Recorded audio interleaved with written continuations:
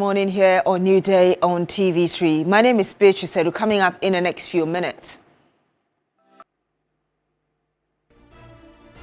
Health Minister warns board against interfering in day-to-day management of health facilities.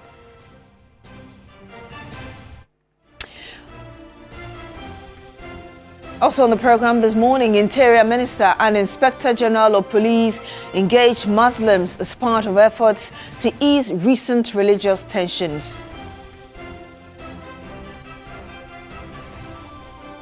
And much later on the program, opposition New Patriotic Party expresses confidence of winning 2028 elections after election of regional executives across the country over the weekend.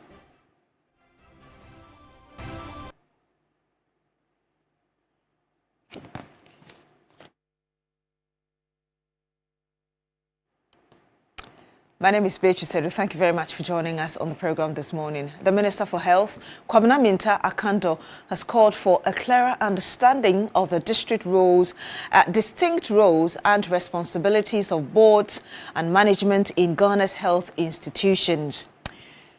The minister says boards are responsible for providing strategic oversight and governance, while the day-to-day administration of institutions rests with management, stressing that the day-to-day running of the institutions is not the responsibility of the board or board members. He made the remarks on the second day of the Ministry of Health's high-level media review retreat in Ho, where participants are undergoing training on corporate governance and the roles of boards in health institutions. Mr. Minta Akando further urged health institutions to exercise greater prudence in the use of public resources, particularly expenditure on seminars, training and programs, and official travel.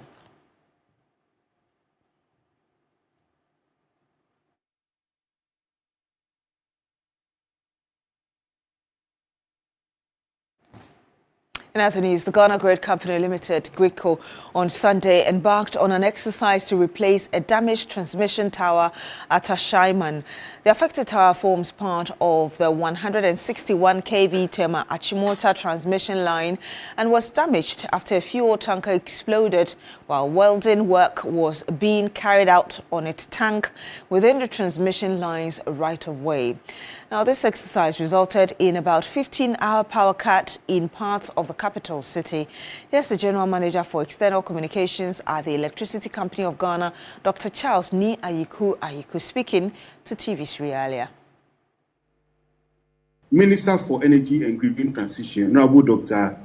John Abdullah Jinabo, has inspected these areas and has also informed businesses, persons and land users across these areas, especially those encroaching on this transmission line right of way across the country, to cease or they will face prosecution. We also want to entreat all persons around these corridors to move away. The company, that's ECG, in collaboration with the Ministry of Energy and Transition, is ensuring that the known faults within our communities, our various areas, are worked on, replacement of transformers within these areas. So if all of these things are going on, and as you can attest, I mean, there is really stable power across these areas. If all of these things are going on and we have persons who are encroaching or creating problems or interfere with our operations, I mean, it's going to create more problems for us. So, yes, we need to look at these issues and then ensure that we protect our installations. Now, the General Overseer of the Action Chapel International, Archbishop Nicholas Duncan Williams, has raised questions about the effectiveness of Ghana's laws and regulatory systems, particularly in relation to illegal mining and the gold trade, claiming that some buyers have records of illegal gold purchases that are not reflected in Ghana's official records. He was speaking during a church service last Sunday. Pray for the gold board. And I'll tell you why. With what I was told by this sheikh, And the calls I had that they can't get the gold like before illegally, so they want some channels to the gold board so they can purchase the gold now from the gold board. It's clear to me that the gold board is dealing with a very powerful movement. People very, very established who knows and understand the field and how to do this, and don't want the right thing to be done. And in the name of politics, we are destroying the future of our children and our grandchildren. So I'm going to dedicate a lot of time today for us to intercede for our nation, because I'm concerned about some things. And I am not speaking as a prophet, as much as some may be prophetic. I am speaking as a student of prophecy and a student of history. I take time to study history a lot, and some things are bothering me, and one of them is how we are managing the future of our children and our grandchildren when it comes to our water bodies, when it comes to the land that produce crop and the food we eat. We are poisoning the land. There are so many things we are doing. If you look at the way we are running our society as a country and nation, the future is in trouble. In other news, the opposition New Patriotic Party says it has confidence in its officers elected across the country to lead its election 2028 agenda. Director of Communications and a political analyst have been assessing the outcome of the regional elections as the party sets its sight on its national executive officers election slated for October 3. The elections were organized in all 16 regions of the country. Notable victories include the election of former Health Minister Dr. Bernard Okuboy as chairman of the Greater Accra region, with Odinoho Kweku Apia winning in the party's stronghold, the Ashanti region. Some of the winners shared their vision with the press. The next thing is to unite the party. Nothing than unity. We need to do a lot in unifying the party and putting our ambitions together. 2028. Okay, now we're ready. The first point of call, our profound agenda now is to find a way to unite our party together, to bring everybody on board, to prepare our party for victory in 2028. The party says it is satisfied and stands prepared to effectively campaign to win election 2028. Richard Ahiagba is the Director of Communication. The election generally has been very peaceful across the regions, and we're thankful to God for that. The outcome so far has been well received. Political analyst Dr. Samuel Efriye believes the party must remain focused and united in order to run an effective campaign. It's giving a positive direction for the MPP, and it's a new sign for them. And I think the party is being energized. We are hoping that the national one will be something that also some big changes will also need to come around to come, so that the party will see itself ready for the future elections. The party has now set its sights on its October 3 national executive elections. On Monday, nomination opens, and that begins that process. We have some 6-7 weeks to campaign, and ultimately in Kumasi, we'll put in place our national executives, and that really puts our party in a pole position to begin to organize effectively for victory in 2028. So I think that where we are now, would say that the party is almost done and ready to take on the fight and actually take it to the NDC. In a related development, there's growing tension within the New Patriotic Party in the Nandom constituency over a dispute involving the appointment of 8 constituency officers and their participation in the just-ended regional executives election. Now, concerned elected constituency executives say the matter has not been resolved transparently and are raising questions over due process, impartiality and the integrity of the election. A report by correspondent Ibrahim Wangara. For some MPP members in Nandom, what should have been a routine regional party election has instead become a day of uncertainty, argument, and questions over who has the right to vote. Because there's a skewed interest. The boss of all police people. Yes, the boss of all police people. Because of illegal business. That's all we can take that. We can take that.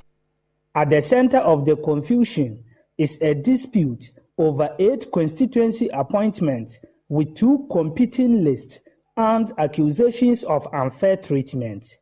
Elected Nandom constituency executives have raised serious concerns over an unresolved dispute that involved the sole appointment of 8 constituency officers. The disputed positions include constituency financial secretary, deputy organizer, deputy women's organizer, deputy youth organizer, deputy Nasara organizer, research officer, electoral affairs officer, and persons with disability coordinator. The concerned constituency executives say they were still waiting for an official verdict on the matter after they petitioned the party headquarters when they discovered that persons whose names appeared on a rival appointment list had been included in the register and were being allowed to vote. They say the situation left them asking a simple question: who exactly is entitled to vote? We find it deeply disturbing that while the promised verdict had not been officially communicated to us, persons whose eligibility was directly affecting the dispute were reportedly being facilitated to participate in the election. We therefore ask, if the matter was still under determination, why were the disputed persons being facilitated to vote? And if a decision had already been taken, why was that decision not formally communicated to all affected parties? While one side is demanding that the disputed names be removed from the voters' register and not allowed to vote, the Regional Elections Committee say their hands are tied as they can only work with the register submitted to it. Because for us, our job is simple. We vetted candidates and they are to be voted for. As elections committee, we don't determine who has voting rights. When we were submitted the album, we submitted same to the Electoral Commission, and the Electoral Commission works with that. So whoever has his name on the album, you are the one expected to vote. I didn't build the album. It was built in Nandom. The Nandom Constituency Executives Committee are calling on the party's national leadership, National Elections Committee, and Regional Executive Committee to intervene, review the circumstances surrounding the disputed appointment, and ensure that all parties are treated equally. 1. Remove the names of the 8 persons in dispute immediately. 2. Provide the parties with the reasons for the decision rather than merely communicating an unexplained outcome. We also call on them to conduct an immediate review over the events at the voting center and determine whether any election official acted contrary to instructions or established electoral procedures, and sanctions where necessary should be given. While the political and constitutional arguments continue behind the scenes, ordinary party members are left watching the dispute unfold around them. Ibrahim Wangara, TV3 News, Nandom. The evidence that We return to Accra, and the Kwabena Atomic Market traders have protested against the proposed relocation to Taifa Burkina Market for the construction of a 24-hour economy market. The traders argue that the relocation would disrupt their livelihood and leave them without places to live and trade.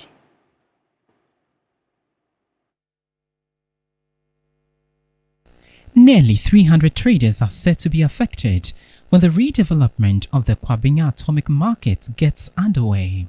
The Ga East Municipal Assembly, led by its Chief Executive Edmund Agbo, engaged the traders to brief them on plans to temporarily relocate them from the Kwabinya Atomic Market to the Taifa Burkina Market. But the proposal has met resistance from some of the traders who are concerned about losing their current trading space permanently once the redevelopment project is completed. Some of the traders are therefore calling on the Assembly to consider implementing the project in phases, allowing them to continue selling their goods at the market while construction is ongoing.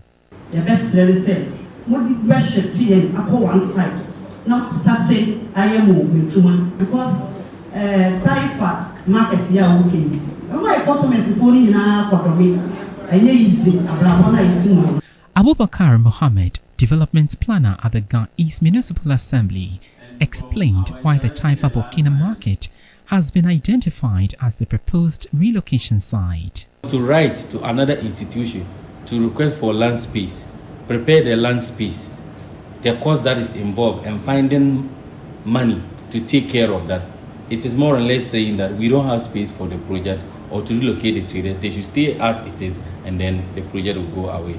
So all the other options, if we weigh them against the Taifa Burkina market in terms of space, readiness, and then time, you realize that you get to the conclusion that Taifa Burkina is the most appropriate place that we can take the traders to.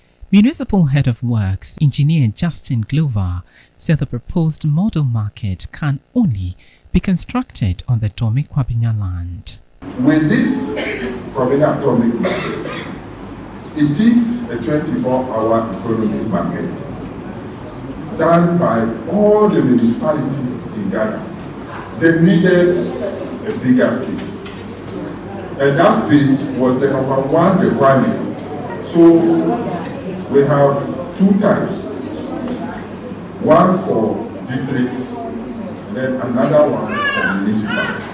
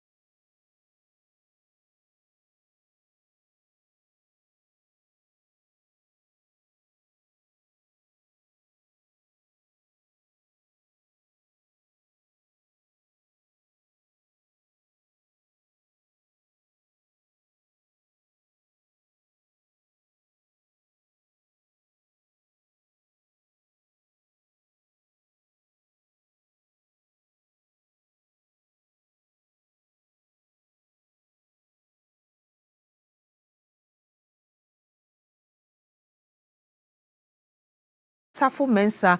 He is representing Ahafo region. I'm just talking to you about the chairman for the 16 regions of the country, Mohammed Batima Adam, who is the MPP Northern Regional Chairman-elect, Alhaji Idris Sulemana for the Savannah region, Jeff Konedru for the Eastern region. And we'll be going through all of this in the course of the conversation. And of course, as part of our conversation on the big issue as well, whether indeed this represents a new dawn for the NPP. And of course, the conversation we started having last week following that unfortunate accident that claimed 12 lives on the Ofanko Road and street lights. We'll be continuing with that conversation as well and see what could be done days after this accident. Are there any efforts at all towards fixing faulty street lights? And also a number of people are still talking about the need to revisit the conversation about which kind of trucks and vehicles we allow on our major roads, what time, and how do we ensure that the regulatory bodies are enforcing whatever rules and regulations that we have on our roads, just to make our roads safer for all of us. And so that is something that we'll go deeply into as well, even during the This Morning segment, plus the MPP's election. And so we're throwing two of our subjects to you this morning for us to share your thoughts with us, whether the elections really represent a new dawn for the MPP, and also the need for us to fix our street light and ensure that we are implementing, as it were, regulations concerning which vehicles are on our roads. But this morning, also for the big issue, we'll have our regular panel members joining us. Andrew Apia-Dankwa, who is Director of Legal Affairs for the United Party. He will be joining us on the panel this morning. Fifi Buafo is a former Cocoa head of corporate affairs with the Cocoa Board. And also we'll be having Emmanuel Coutin, who is Executive Director, Africa Center for Security and Counterterrorism. He'll be joining us as well. And Elikem Kotoko, Deputy CEO, Forestry Commission. All of them will be joining us to have a conversation on the MPP's elections over the weekend and also the faulty street lights. We'll be bringing you a special report from the Teshi Enclave and what the situation equally is like over there. Of course, it's a reflection of really what's happening across the country and the need for us to pay particular attention to this. As you recall, last week again, we spoke about this and we had some of our panel members telling us about the need for us to equally invest in streetlights if we are going to be constructing roads. And so once again, welcome to TV3 Newday. My name is Beatrice Edu, and of course, in the shortest of time, my colleague Nash Shoko is here joining us, and we'll be running the show together. But I'm reminding you, last Friday, we gave you jackpot, 5,000 Ghana cedis to 2 of you. Today, we're giving you 500 cedis to 3 of you. You want to start playing as early as possible because the more you play, the higher your chances of winning. So if you spent all your monies over the weekend, don't worry. That's an opportunity to get a part of the 500 Ghana cedis. Just dial *439#. You follow the prompt. You pick your favorite platform, which is right here, number 2, TV3. And so keep playing. And if you play very early and a lot, we'll see your numbers displayed on the screen, and of course you get the chance of winning. Now you look amazing. Thank you, Beatrice. So do you. I think red looks great on you. Good morning. Thank you. Good morning. Good morning. Yeah, it's been a long weekend. Yes. Yeah, it's been a very long one, and it's interesting to see the results. I think from a lot of the results we have seen from the NPP regional elections as the party reorganizes ahead of 2028. A lot of people took keen interest in the Ashanti region to see who was going to substantively replace Chairman Wontumi, and the many conversations arising from there. And I saw that there was a bit of a scuffle in some regions as well. Yes, in Nandom. Yes. Yes. It's a bit of a scuffle. We expected a very smooth, peaceful, trouble-free regional elections. But of course, I think nowadays it is not unusual to see an election with scuffles. It's not unusual. But at the end of the day, I think peace prevailed. Yes. And yeah. Because I think the perception is that, or the general understanding is that it was generally peaceful. Yeah. But even the one with the Nandom, aside from the confusion, I think Yeah. the main thing was certain names on the register. On the register that they had thought not been. Because it was, you know, the executives that compiled it, they should just do the right thing based on, you know, what they told the press and deal with it. Yeah. But at the end of the day, like you said, it was generally peaceful. It has ended. There are no problems thereon. And so we're going to bring you a list of, well, we'll bring you as many as we can of those who have won, those who have retained their seats, new entrants, and so on. So stay with us. We'd also like to hear from you on your thoughts about the process, the winners, and what it means for the opposition MPP as they reorganize ahead of the 2028 general elections. There are some who have said this election was a little too early. Others have said it's right on time. The NPP is reorganizing properly, and they are going to be all the better for it in the next elections. You let us know what you think. But let's take a look at some of the winners from last weekend in a few minutes. Also, yes, you mentioned we're going to be talking about streetlights. Yes. If you've driven, I don't know if you drive at night, because I know you go home early. I do. You drive at night. Yes. So you've seen yes. Some areas. I went on a long walk from the University of Ghana to Obosmase some time ago, a couple of weeks ago. Obosmase is just after Peduase Lodge, is that right? It's further down. Okay. It's a 30-kilometer walk. Oh my God. So I was walking from midnight. I started my walk at 12 a.m. and I finished at 6 a.m. with a few others. While I was walking, I noticed that the street lights... Midnight to 6 a.m.? Yes, at midnight. So we started at 12 a.m. I started at 12 a.m., but others started at 9 p.m. because they walked 52 kilometers, but I walked 30. Okay. Now, I'm telling you about this because of the dark patches on our roads.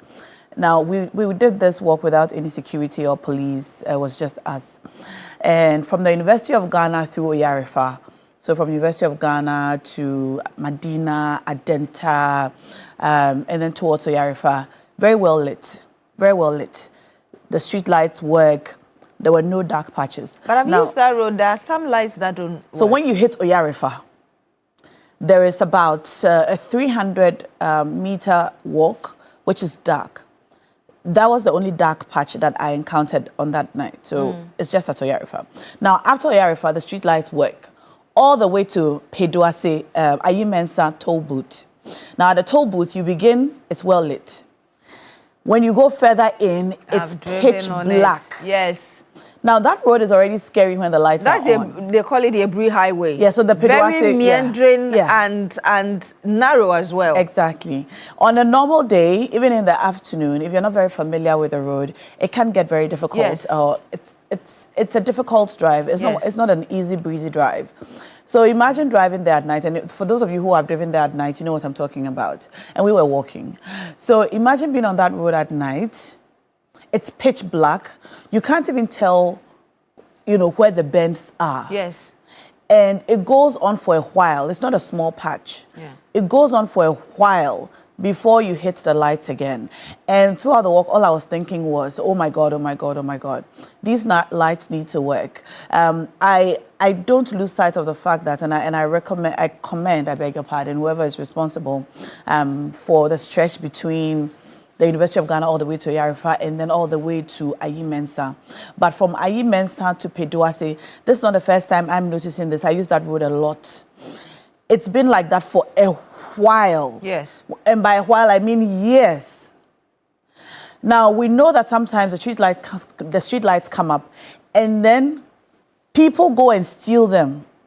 We've seen there's actually, it was a trending video about a month ago of somebody carrying a street light on his shoulder, the whole thing, not just the bulb, the whole thing on his shoulders, walking to whoever he was, we don't know. But it was a video that was trending. So we're aware that the street lights do go up, and then we go and steal them and bring them down and then turn around to complain. The conversation has to be two-sided.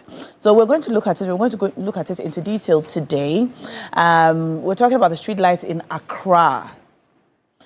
the many that are not working. So if the street lights in your neighborhood aren't working, you can let us know, and then we're going to advocate as much as we can for you and your community. But more specifically, we're going to go to some areas in Accra, Teshi, and Tema in particular, where residents have complained about their street lights not working and the damning consequences it has on road users and people in the community as well. So if your the street lights in your neighborhood aren't working, you would want to reach out to us. We'll put out our WhatsApp number on the screen in a moment, and you can join in at this morning conversation.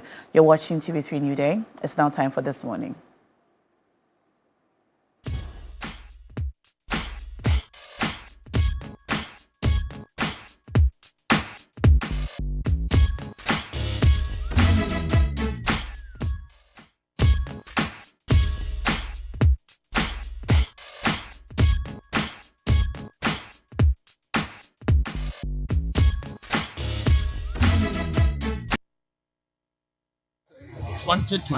measure money number.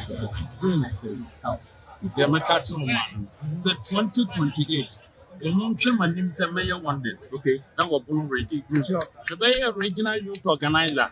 The catcher almost say a Bay Wonders. I will have. At Timothy, I see you cut you can and our Rene Bono Nana. No, a general secretary.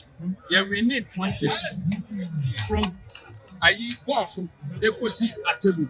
Yeah, we need 26. Okay, it's in chat in Munio.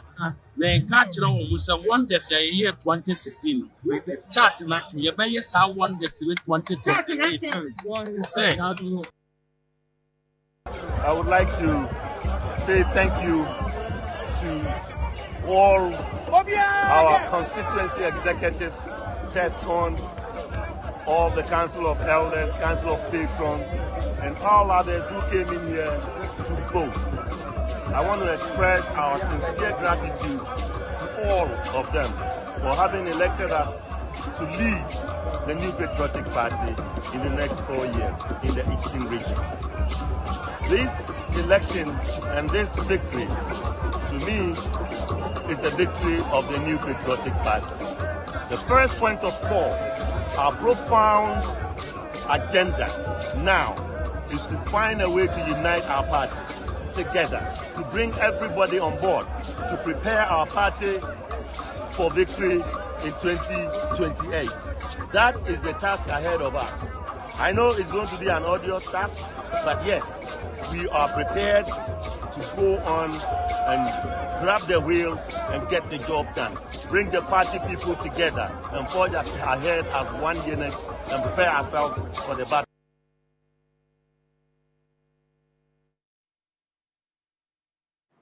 Yes, you're watching TV3 Newday. This is This Morning segment, and we're talking about the just ended NPP regional elections. Those who came out victorious, those who didn't, new entrants, and those who have retained their seats. Let's bring you some of the details of those who won first, and Beatrice has all of that for us. Beatrice. Indeed, and we start from the Ashanti region, and I guess you can understand why we start from the Ashanti region. The Ashanti region has been the epicenter of conversations following the issue about Chairman Wontumi, who prior to this election had been the regional chairman for quite some time. And the elections, of course, after his summary boy issue, which is still ongoing anyway, there were a lot of expectations for the region as regards who will be replacing him. And there you have it. Following the weekend's election, we have Odenehu Kweku Apia now replacing Chairman Wontumi. And I know that in the course of the conversation, we'll be bringing a lot more about the personalities who have been elected and what it means for the Ashanti region. For many elections, the Ashanti region is seen as the headquarters of the NPP, as it were. So whoever is elected becomes very relevant. And when I say headquarters, not like the administrative headquarters, but the election hub, as it were, for the party. And so whoever is elected again becomes very relevant. And there will be conversations about how Mr. Odenehu Kweku Apia would help regain as you know, in 2024, the NPP lost a bit more than expected, even in its own stronghold, which is the Ashanti region.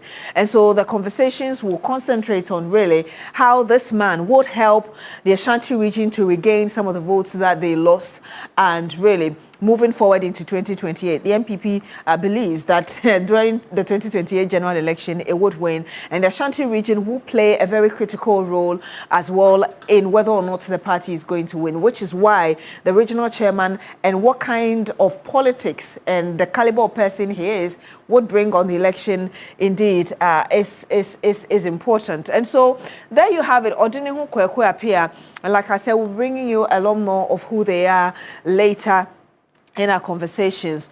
Kwame Bafo Abronye, another controversial person, and he's had you know, his own issues with the law and some of the commentaries that have come up, and even his recent comments about the judge, which led him into trouble, and how people have interpreted, you know, how his issue has been handled, whether or not what he did really merited the kind of attention that he got in terms of the law. And so, yes, he's retained his seat, but it tells you that the delegates are happy with him, irrespective of what's going on and what the people are saying about him. So he remains in the Bono region, and he's retained his seat, and he's also held that position for quite some time.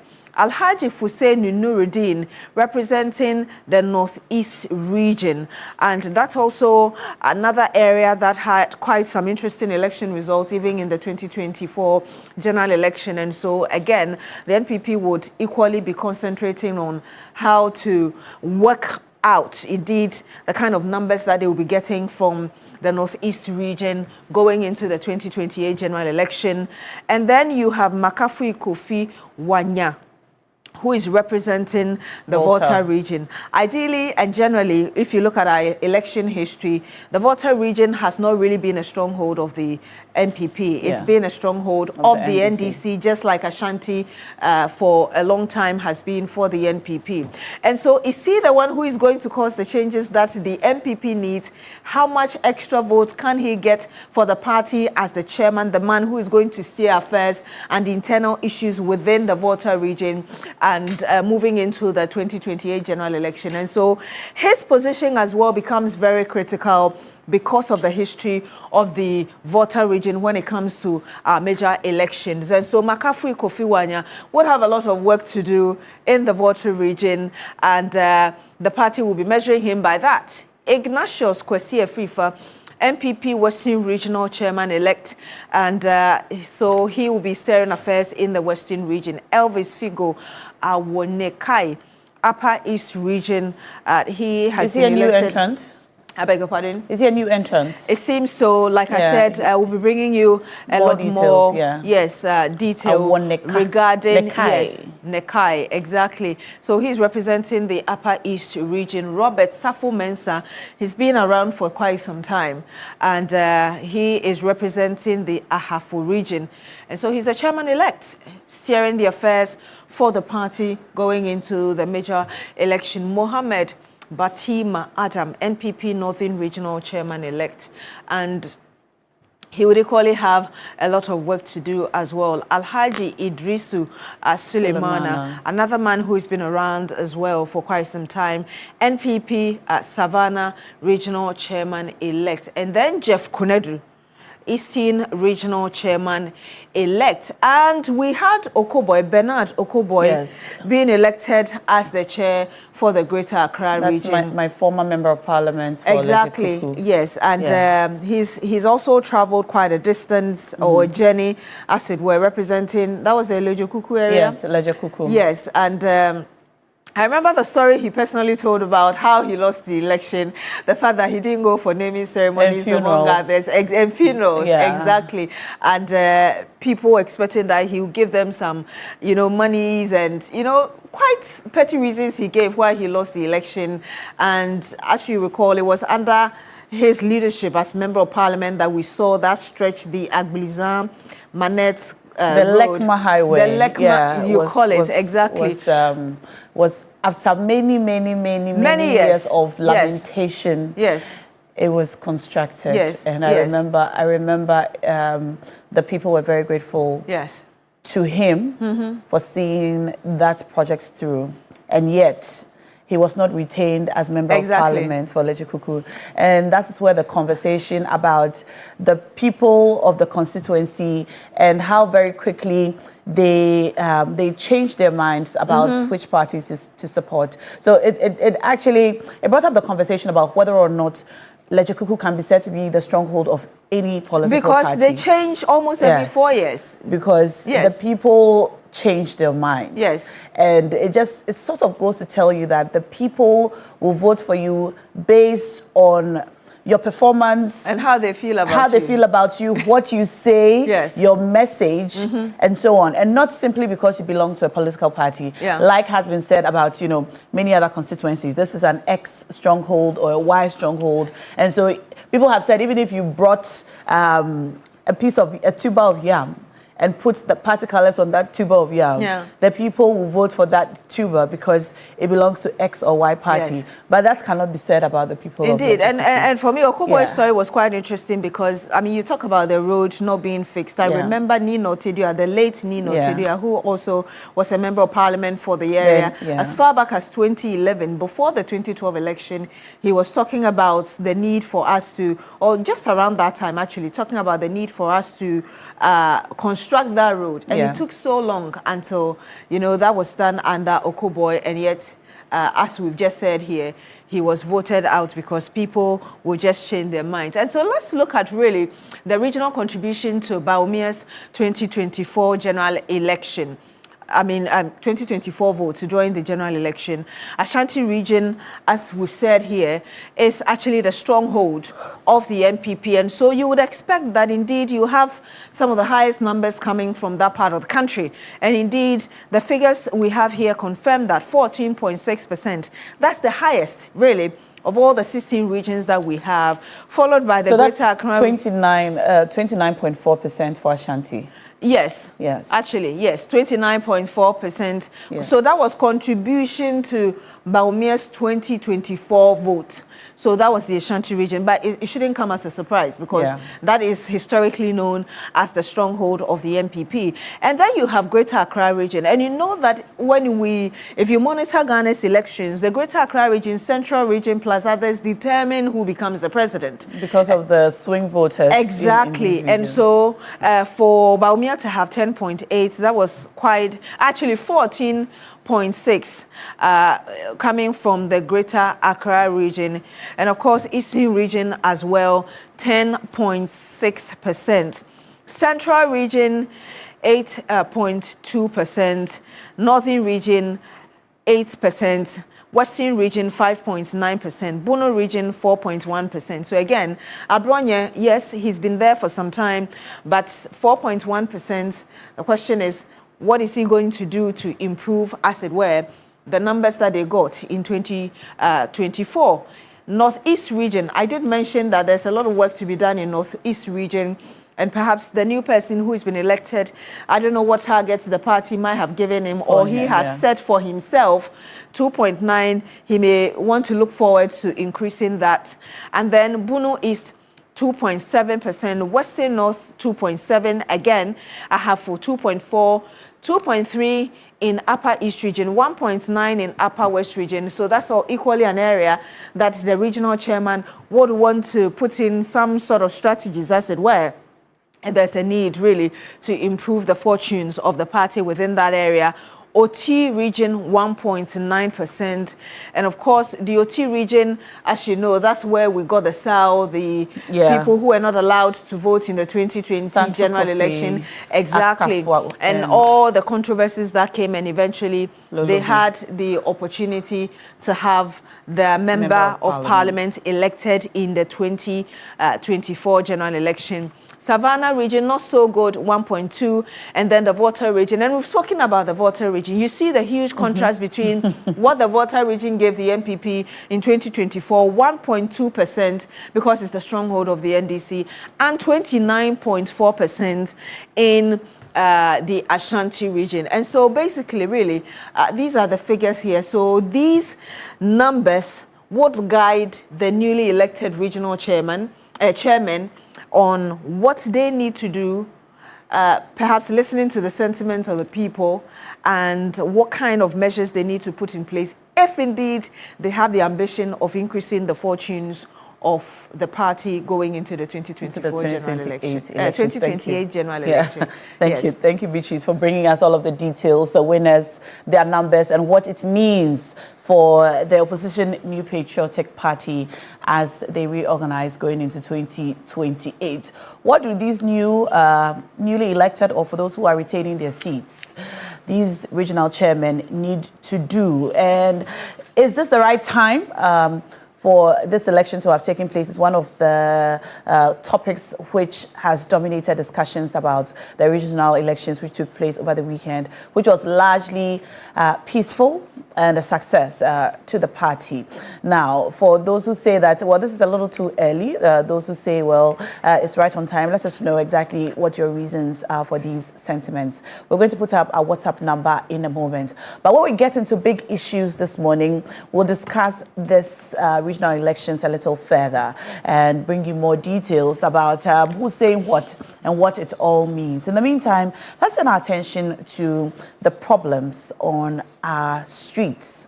Particularly, we're going to be talking about our street lights. And so if you live in any neighborhood where your street lights are not working, let us know exactly where, and we will highlight them on the show this morning. But before that, let's talk a little more about the NPP regional elections and what it means going into the 2028 general elections. We're going to talk to Dr. Samuel Efriye. He's a political analyst and he's joining us now. Good morning, Dr. Samuel Efriye. Yeah, good morning, Anne. Thank you so much for joining us. My pleasure always, and hope your weekend was good. Amazing. I hope yours was good too. Let's get into the conversation this morning. We saw the NPP organize and elect their various regional chairmen for the party over the weekend. Now, we've seen how some of the new entrants showed up and how some of those who, previously held the positions have retained them. Let's start with the Ashanti region, which, has been the center of attention because of the troubles surrounding the former chairman, Chairman Wontumi, and the new entrant. How does it strike you? Well, now it's so interesting to at the weekend to look at how the NPP was to elect their new executive, the regional executive based from the polling stations, electoral area elections. So there was much more concern, as you're saying, if you concentrate our attention on the Ashanti region, where the immediate past executive chairman is incarceration. So there was some kind of a little bit of the impact of Chairman Wontumi in those that will be elected. That whether still Chairman Wontumi still have some kind of influence, and also the contestant that has been with him for the past two consecutive elections, that is Chairman Kuka, as we always know. So there was this kind of interest for these parties, and it's the region as it's been illustrated by your media team about the analysis that they were making. So this chairmanship race at the weekend was very, very, very so much interest in terms of how voters, delegates will change the dynamics. And I've been saying that for all this while that the MPP needs a rebrand in terms of their leadership, so that it can just give delegates or maybe the citizens kind of a new hope, because of what it happened. Because even in this region, they lost about 5 seats. So it behoves on the delegates to ensure that they elect someone who will change the dynamics, who will change the face of the MPP, especially in the region. So that was what was happening, and it was so fearful. And Chairman Kuka has been there for a while.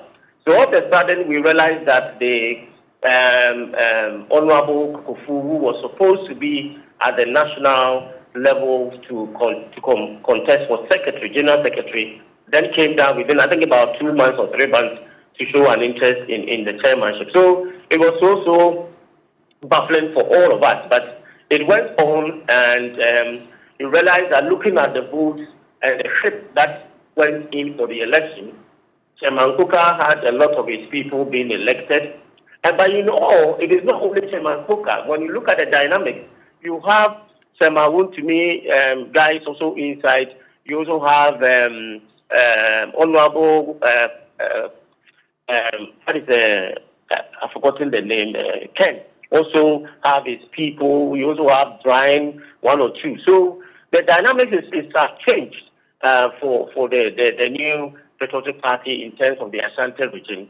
It's quite unfortunate that the secretary that people were hoping, because but I believe that because of his alignment or maybe the role of the regional minister, who is his friend, uses social media platform to canvass for funds for him.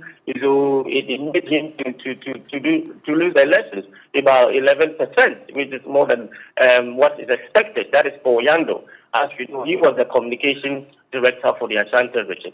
But one of our colleagues, that is a good friend of mine, Francois, he is a lecturer at KUSC, won for the secretary position. So it is quite interesting, and I think that it might give a new hope for the region as for the MPP, because most of them were not being elected. Just 1 or 2 that changed their position for their former position to the current position that they have been elected.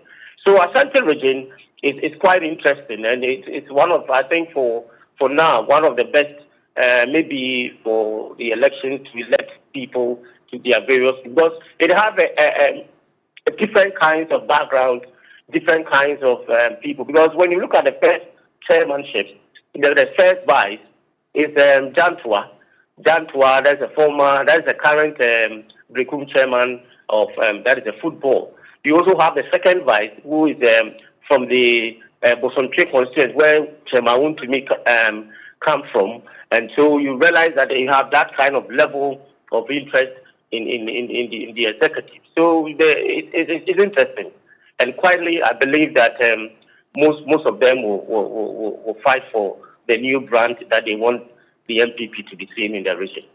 Now, still on the Ashanti region, we know that it's a stronghold of the NPP, and the chances of the party in the region to perform well is very high. How much of a task does this new chairman have to ensure that the party continues to retain its CTS and thrive and show out properly in the 2028 elections?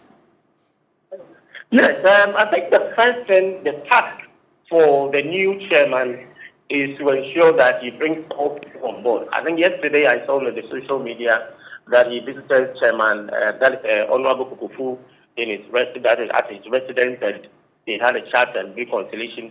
So the first attempt is to also get in touch with the loyalists of Chairman Wontumi. He has his people in the system, some few people that they can get in touch with them. Because without unity, it will be very, very difficult for the new chairman to make an impact. Mm-hmm. And because and he has to also blend. As you look at the executives, you can realize that, as I said earlier, it has a different background, different interests. So he needs to bring all of them. If it comes to communication, then he has to ensure that he is not only Kuka guys that will tend to be the people that will be communicating for the party. When it comes to, so we need to. But then, as I know him afar, Chairman Kuka is someone who can make that kind of unity that the Ashanti region is expecting, because he has a leverage for anybody, any kind of people, and any group that because he started a long time ago for this kind of election, and I think he deserves it, and I believe that he has to work hard to ensure that the unity that he has, and then also those people who have been disgranted. People have a lot of issues. When you go deeper, people have a lot of issues, and I believe that he has to work on that, so that the resentment, how people see the party, that made them not to come and vote during the last election, that dynamics will change for the party. So he has a big task ahead of him, seriously. And also the youth. And you know, the regional minister is having a lot of impact on our Ashanti region. That the regional minister is a young man, and he's changing the face of the NDC in the region, making the NDC attractive. So he also has a new task to reposition the party to also be attractive to the youth, as the regional minister is focusing on. And that is one of the biggest tasks. And the new youth organizer, which has been Senior Martin, who has been one of them for all this while. And he being a young, when you look at Kuka age, you look at the age, he's not too much old as compared to Honorable Kokofu. So he can also appeal to the youth as well. And that is what they will make him to make the necessary changes. Because the regional minister is a factor in this election. That is the coming election, as is always on grounds for the NDC party to be worked on. So that is one of the issues. Dr. Samuel Fuye, Beatrice here. You've partially answered the question I'm going to ask you, which is that if you look at the figures in 2020, how much the Ashanti region contributed to the former President Nana Addo's vote, it was around 70-something%, if my figures are right. Now, you come to 2024, and it dropped all the way to 29.4%. You've talked about the youth and the need for the MPP person to concentrate on that, because to win an election, you don't just need your party people. You need others to come on board. What extra things can he do? Well, you know, as I said, the youth needs some kind of attention from the new chairman, and that will be very, very, very fiercely seriously need to be given an attention, because the data proves that the region is turning to the NDC because of the NDC strategies that they put in place. And so if the MPP, the new chairman, doesn't come out with a new youth approach or new strategy, the youth strategy to change or maybe to divert the attention of the young ones to the MPP, that will be much more. So the new chairman needs to be visible in all the youth programs, and maybe also go to all the hinterlands where these young ones can be found. And probably it will be on the social media. And, you know, the regional minister is every day on the social media. So the MPP needs to be active on the social media platform and need to have someone who is the level of the young ones. And that is what might change the mindset of these young ones. And they have to be closer with them. They have to come up with any program, anything that has to be make the party attractive. That is what the young ones might be looking at from the new chairman, because the dynamics of politics in Ashanti region has seriously been changed, not from the old ways where you go to all these market women. Yes, they are there, but the focus of the new strategy of politicians is to target these young ones who have been one of the population of even our country, and also the population of the voters. They are the ones that need to be looked at. So it has a big role to play in this kind of strategy for the Ashanti region. That's why I said earlier that the party needs a rebrand and they have changed the face of the party, but now they have to put in place about activities that will make them more visible. So the party needs to be visible. The party needs to be seen as changing the dynamics in the region, and much more on the young ones will play a key role. So they have to get people who are being acceptable, at least can attract people within the region for them to be part of their new leadership and the strategy for the 2028 Doc, I want us to go to the Bono area where we have Abronye retain his seat. And over the period, or a lot of the time during elections, we talk about the need for us to deal with inflammatory language and politics of insult. And you can attest to the fact that Abronye, for instance, has had a lot of run-ins with the law, and yet the delegates retained him, irrespective of all of that. What does that say about the kind of politics that we have accepted as a country? Yes, that is quite interesting when you look at the chairmanship, and when you look at the figures, it's so interesting where he got 201, and the closest contestant also got about 44 or so, and the other one was 34 or something. So it presupposes that Abronia in his constituency, or maybe in the region, may not have attributed to the success of the last election to him personally. Maybe there may be other reasons, because for me personally, I thought that the region, or maybe the new Patriotic Party, because they lost the elections swiftly, anyone who is a current executive need to be looked at so that they will change the dynamics on the ground. So it was so interesting for Abronia to be seen in the scene, to have won that margin. And that is quite interesting for the region, because the contribution of even parliamentary seats was just only one.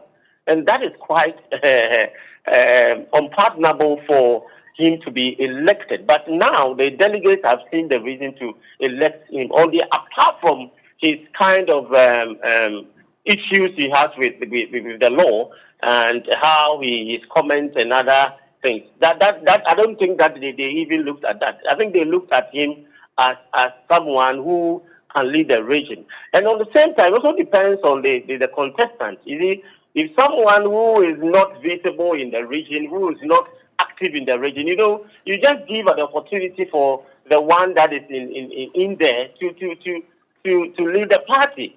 At the same time, it behoves on him to maybe change his style of leadership in the region, just to change the dynamics. If not, I think that it can be repeated in the next election. So abroad needs to check one or two things. I know sometimes people can also change their communication messages or their message when they want to go for election. Maybe he just got in touch with them. Maybe he just gave them a new hope. Maybe he also gave an issues about how he can conduct himself. And these are the things that maybe have worked, did work for him. But he needs a lot of work to do in that region. The region is not performing for the MPP.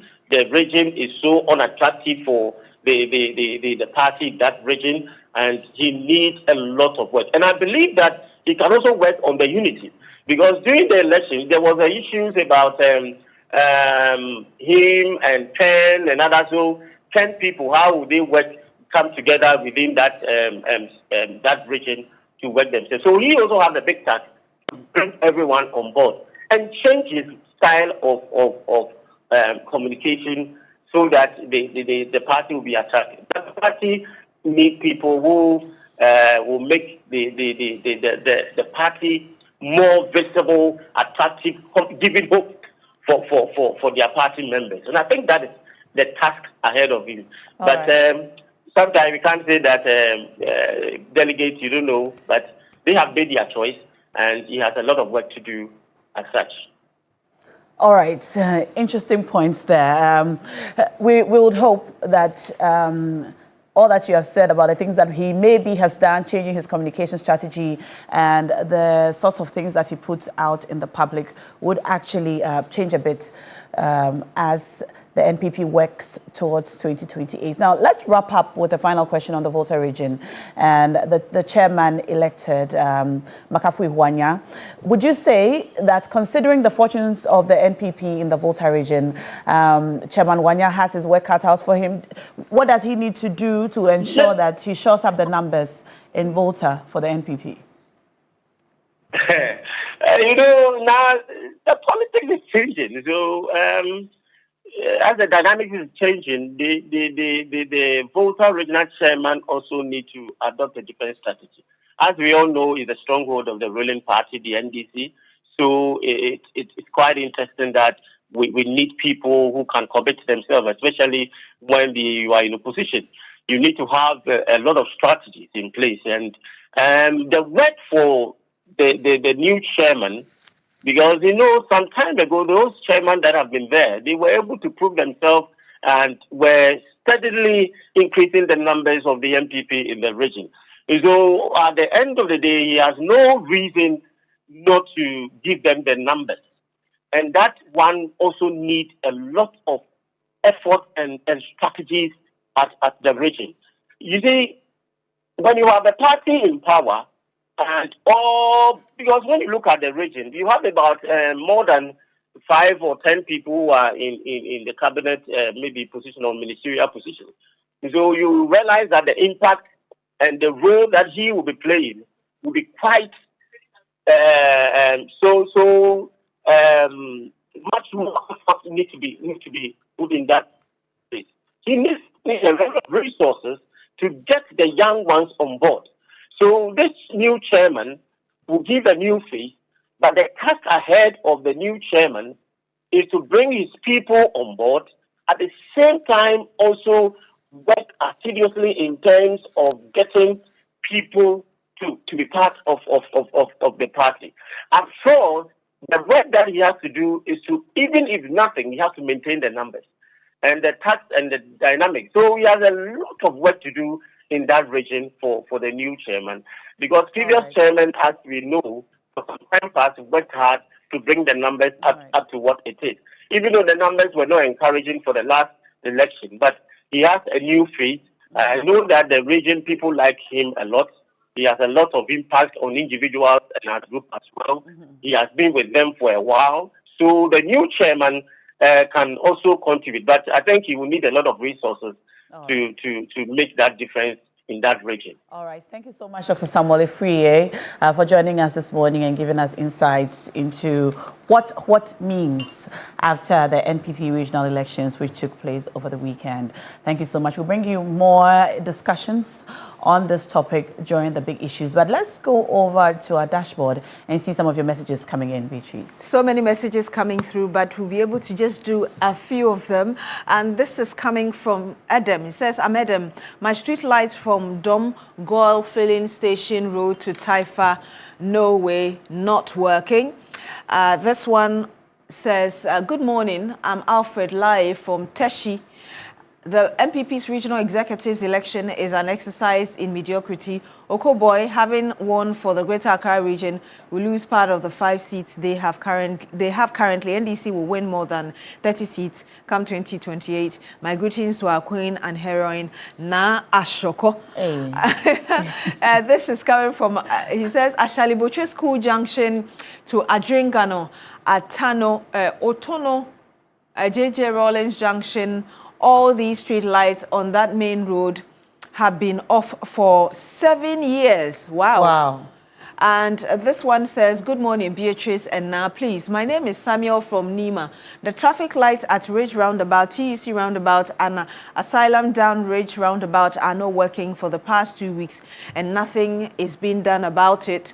Aziz Dolawa says, congratulations to all the newly elected executives of the MPP. However, their elections won't add any significance to the 2028 general election because the product, and he put it in inverted commas, they will be selling is a very difficult one to buy. In fact, NDC is so tenacious as a political entity and still remains the most attractive and influential party in Ghana. Aziz Dolawa, this one says, good morning, Beatrice. In fact, the degree of damage done to the MPP by Ghanaians, I don't think these chairmen can do anything now to salvage the damage. And you did it. Okay, he says you are Kwashi from Tema. Prince Henry Koforidia says, good morning, Newday team. Congratulations to the MPP for a successful regional elections. But the MPP should forget about winning the 2028 elections because Ghanaians will not go back to 120 ministers, 54% inflation, betting tax, e-levy, DDEP, and arrogance of power. It says, God bless our homeland, Ghana. This is coming from, okay, it's a long one. It says, good morning. Road safety infrastructure must be treated as an essential part of every road construction project. Road markings, traffic signs, guard drills, and street lighting should be completed before a road is considered fully operational. I agree with that. Said, I extend my condolences to the families who lost their loved ones and wish the injured a speedy recovery. I also appeal for the immediate installation of street lights to improve security and safety since it can create space for robbery, and that's coming from Humado Shitopa. Thank you so much. We've seen yours as well.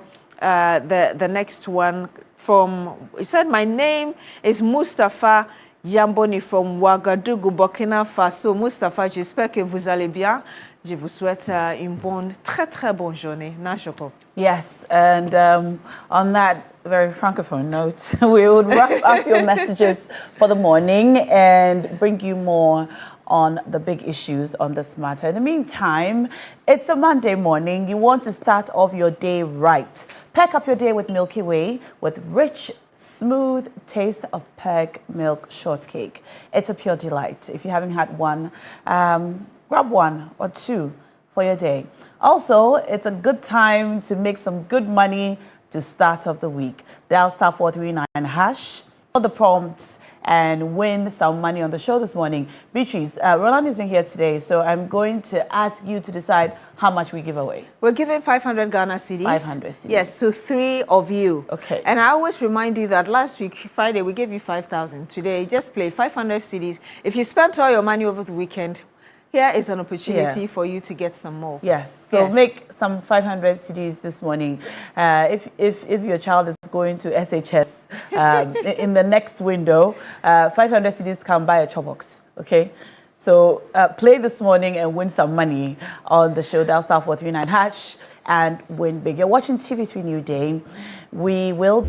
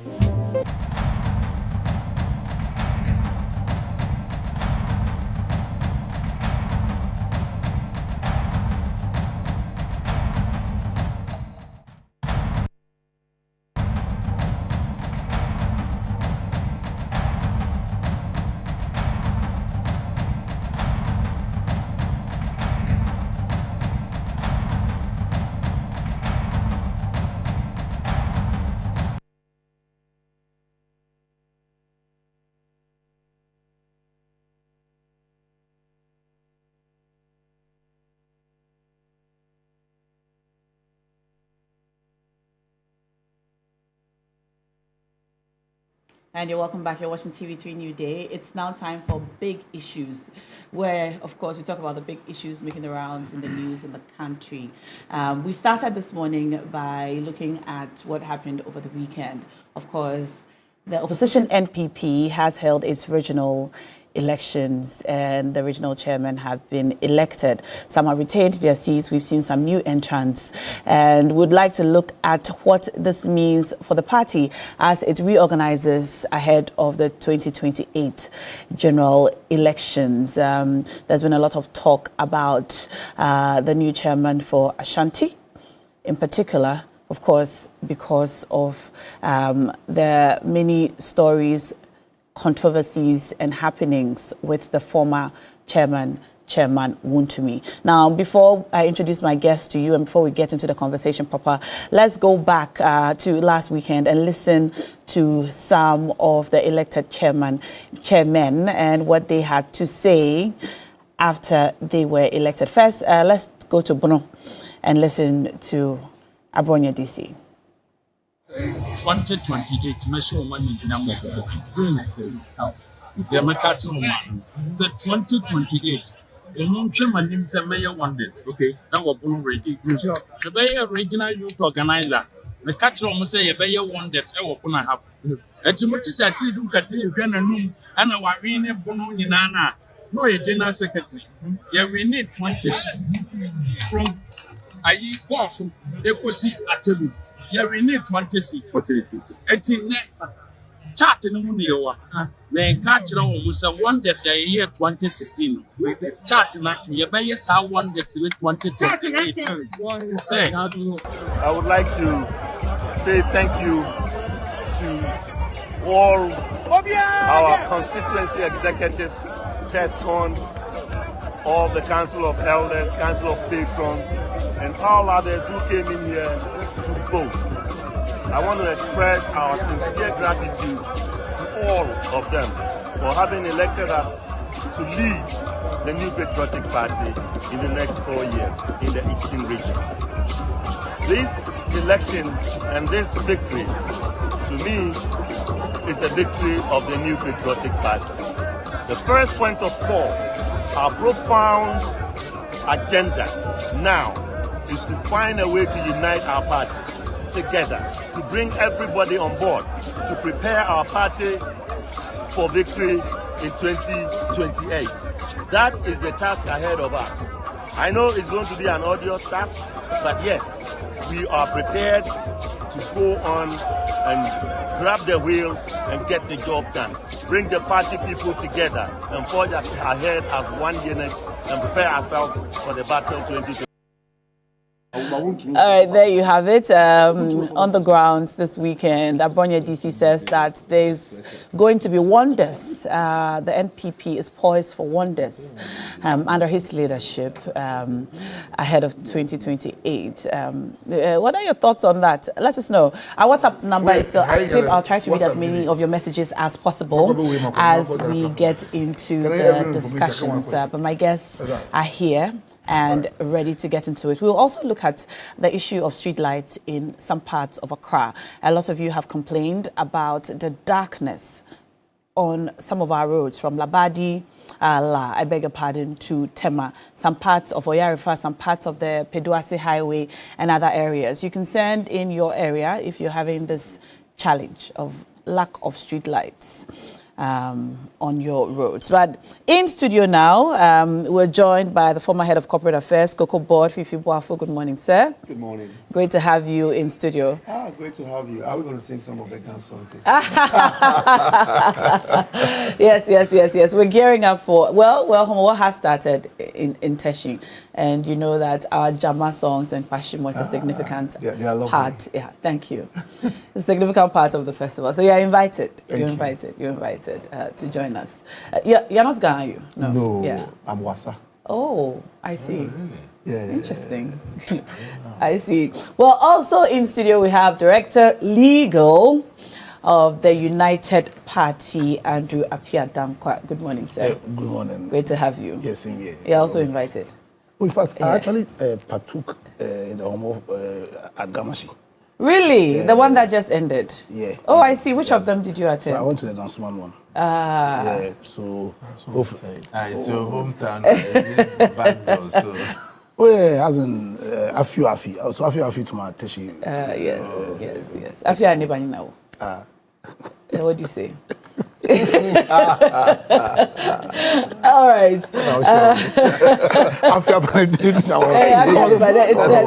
that's it. Afi Aya. Ni eba ni now. I said that TV. I feel competent. Yeah. So I'll come for my people. You come for people, no problem. We'll be doing ours on Wednesday. Next Wednesday. The Shamo. Next Wednesday. Next Wednesday. All right. Also in studio with us this morning, the Executive Director, Africa Center for Security and Counter-Terrorism, Emmanuel Kuti. Good morning, sir. Good morning. Great to have you. It's always a pleasure to be here. Pleasure's ours. Now, last weekend, your party went into the regional elections. It was generally peaceful from all that we have seen and we've heard. So congratulations to you. Thank you. For a well-conducted elections. We saw that there was almost a small scuffle in Nandom, but it was handled. Wow. Yeah, it was handled, and it all turned out well. Let's first talk about our general impressions about the elections, how it was conducted, what happened, and whatnot for you as a party. Well, thank you very much. I'll first of all say that it's a part of the process of rebuilding the party and position it for the 2028 contest and to ensure that Dr. Mahmoud Bawumia is elected president of our country. And if you observe, just as you've indicated, how the elections were conducted, how people comported themselves and how things went, it's a clear indication that it was a well-organized activity.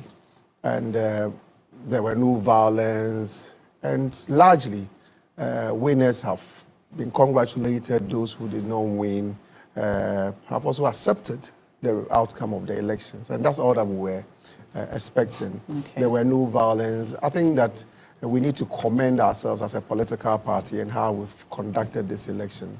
And beyond that, what is important for us is how to get to work immediately. We've elected very fantastic people to represent the party, to help us work and ensure that Dr. Bawumia is elected president, as I said. What is expected of us as party members is to also support the people who have been elected, because they as individuals are not the people who are only going to get the work done. All of us as party members are supposed to play our role and support them in getting results. But I believe that it's an important milestone that has been achieved. Beyond that, we also have the national elections coming up on the 3rd of October. We started with the polling station, we've done the coordinators, we've done the constituency elections, now we've done with the regional elections. What is left is for us to select the national executives. Our expectation is that in Kumasi on the 3rd, we elect people who will come and then form the party base, or the people who will get the party machinery running, so that we can support the flag bearer. We have already elected our flag bearer, and our expectation is that the flag bearer will get the necessary support from the party machinery. On top of that, I believe that internal elections is part of a process to get people to represent us, and all of us will work as a team. So during internal elections, you do not see it as life and death matter, because if you also go out there, malign people, say all manner of unprintable things about your fellow party members, it will become difficult for you to get such persons to come on board and support the party agenda. I believe that, of course, in politics, you have one or two people not conforming to the standard expected. But the expectation is that we'll learn from few mistakes probably that will come as part of the process, and then it will not be repeated, especially when we are going into the national election, the October 3rd. We don't get those things repeated. All right. I wanted to just take a quick look at some of the winners. those who retained their seats, new entrants, and so on. And then we'll get into the conversation proper. I also see some of your messages coming in already. I'll read them a little later on the show. So you forgive me for not reading them immediately, but I'll make time to read them as we go. But we've just been joined by the Deputy CEO of the Forestry Commission, Elikem Kotoko. Good morning. Good morning. Thank you for joining us, Elikem. Thank you for having me. Great to have you. Same here. All right, now let's go on to who won what over the weekend. Of course, top of the list is the Ashanti region. Let's take a look at the slides. Yes, Ashanti region, Odiniho Kweku Apia, is the NPP Ashanti regional chairman-elect, replacing Chairman Wontumi, also retaining his seat, Kwame Bafo Abronye, popularly known as Abronye DC, for Bono. We also have for the Northeast, Alaji Fuseini Nuruddin. And then also for the Volta region, we have Makafui Kofi Wanya, and questions have been asked as to whether or not he will be able to change the fortunes of the party in the Volta region going into 2028. And then next we have Ignatius Kwesi Afrifa, Western region. Then for the Upper East Regional Chairperson-elect, we have Elvis Figo. Awonekai, if I'm not murdering his name there. Next one is Robert Safo Mensah for the Ahafo region. And then we have Mohammed Batima Adam for the Northern region.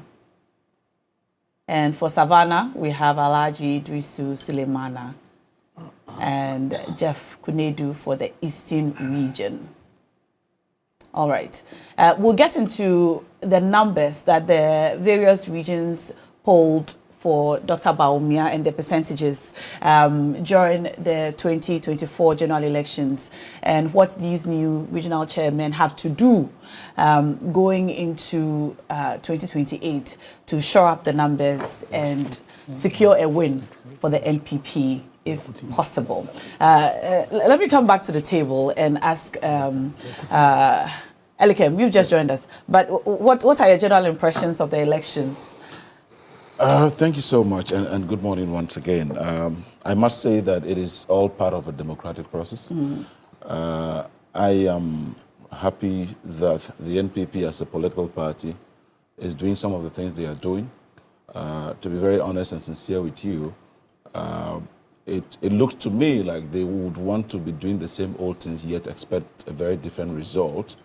And I listened to my brother say it was peaceful. Yes, it was indeed peaceful, but there were quite a number of incidents that were very needless and avoidable. It turned a bit physical at some point, and the videos are all over there on social media.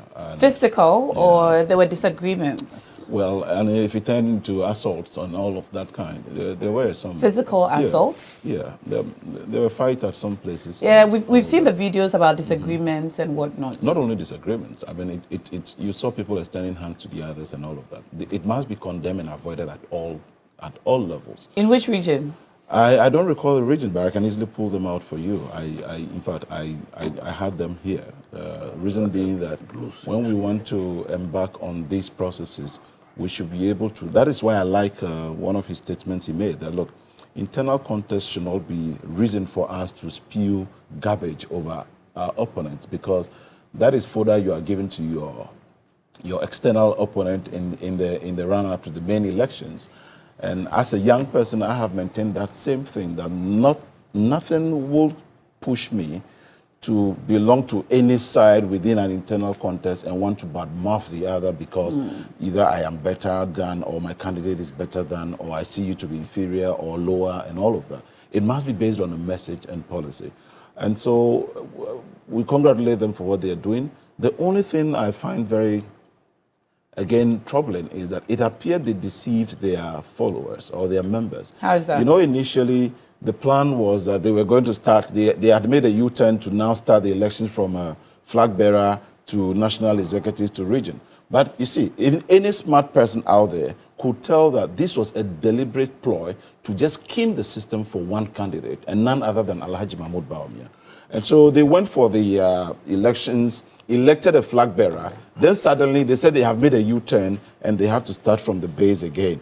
Because everybody wondered why you would want to start an election of executives and start from the top.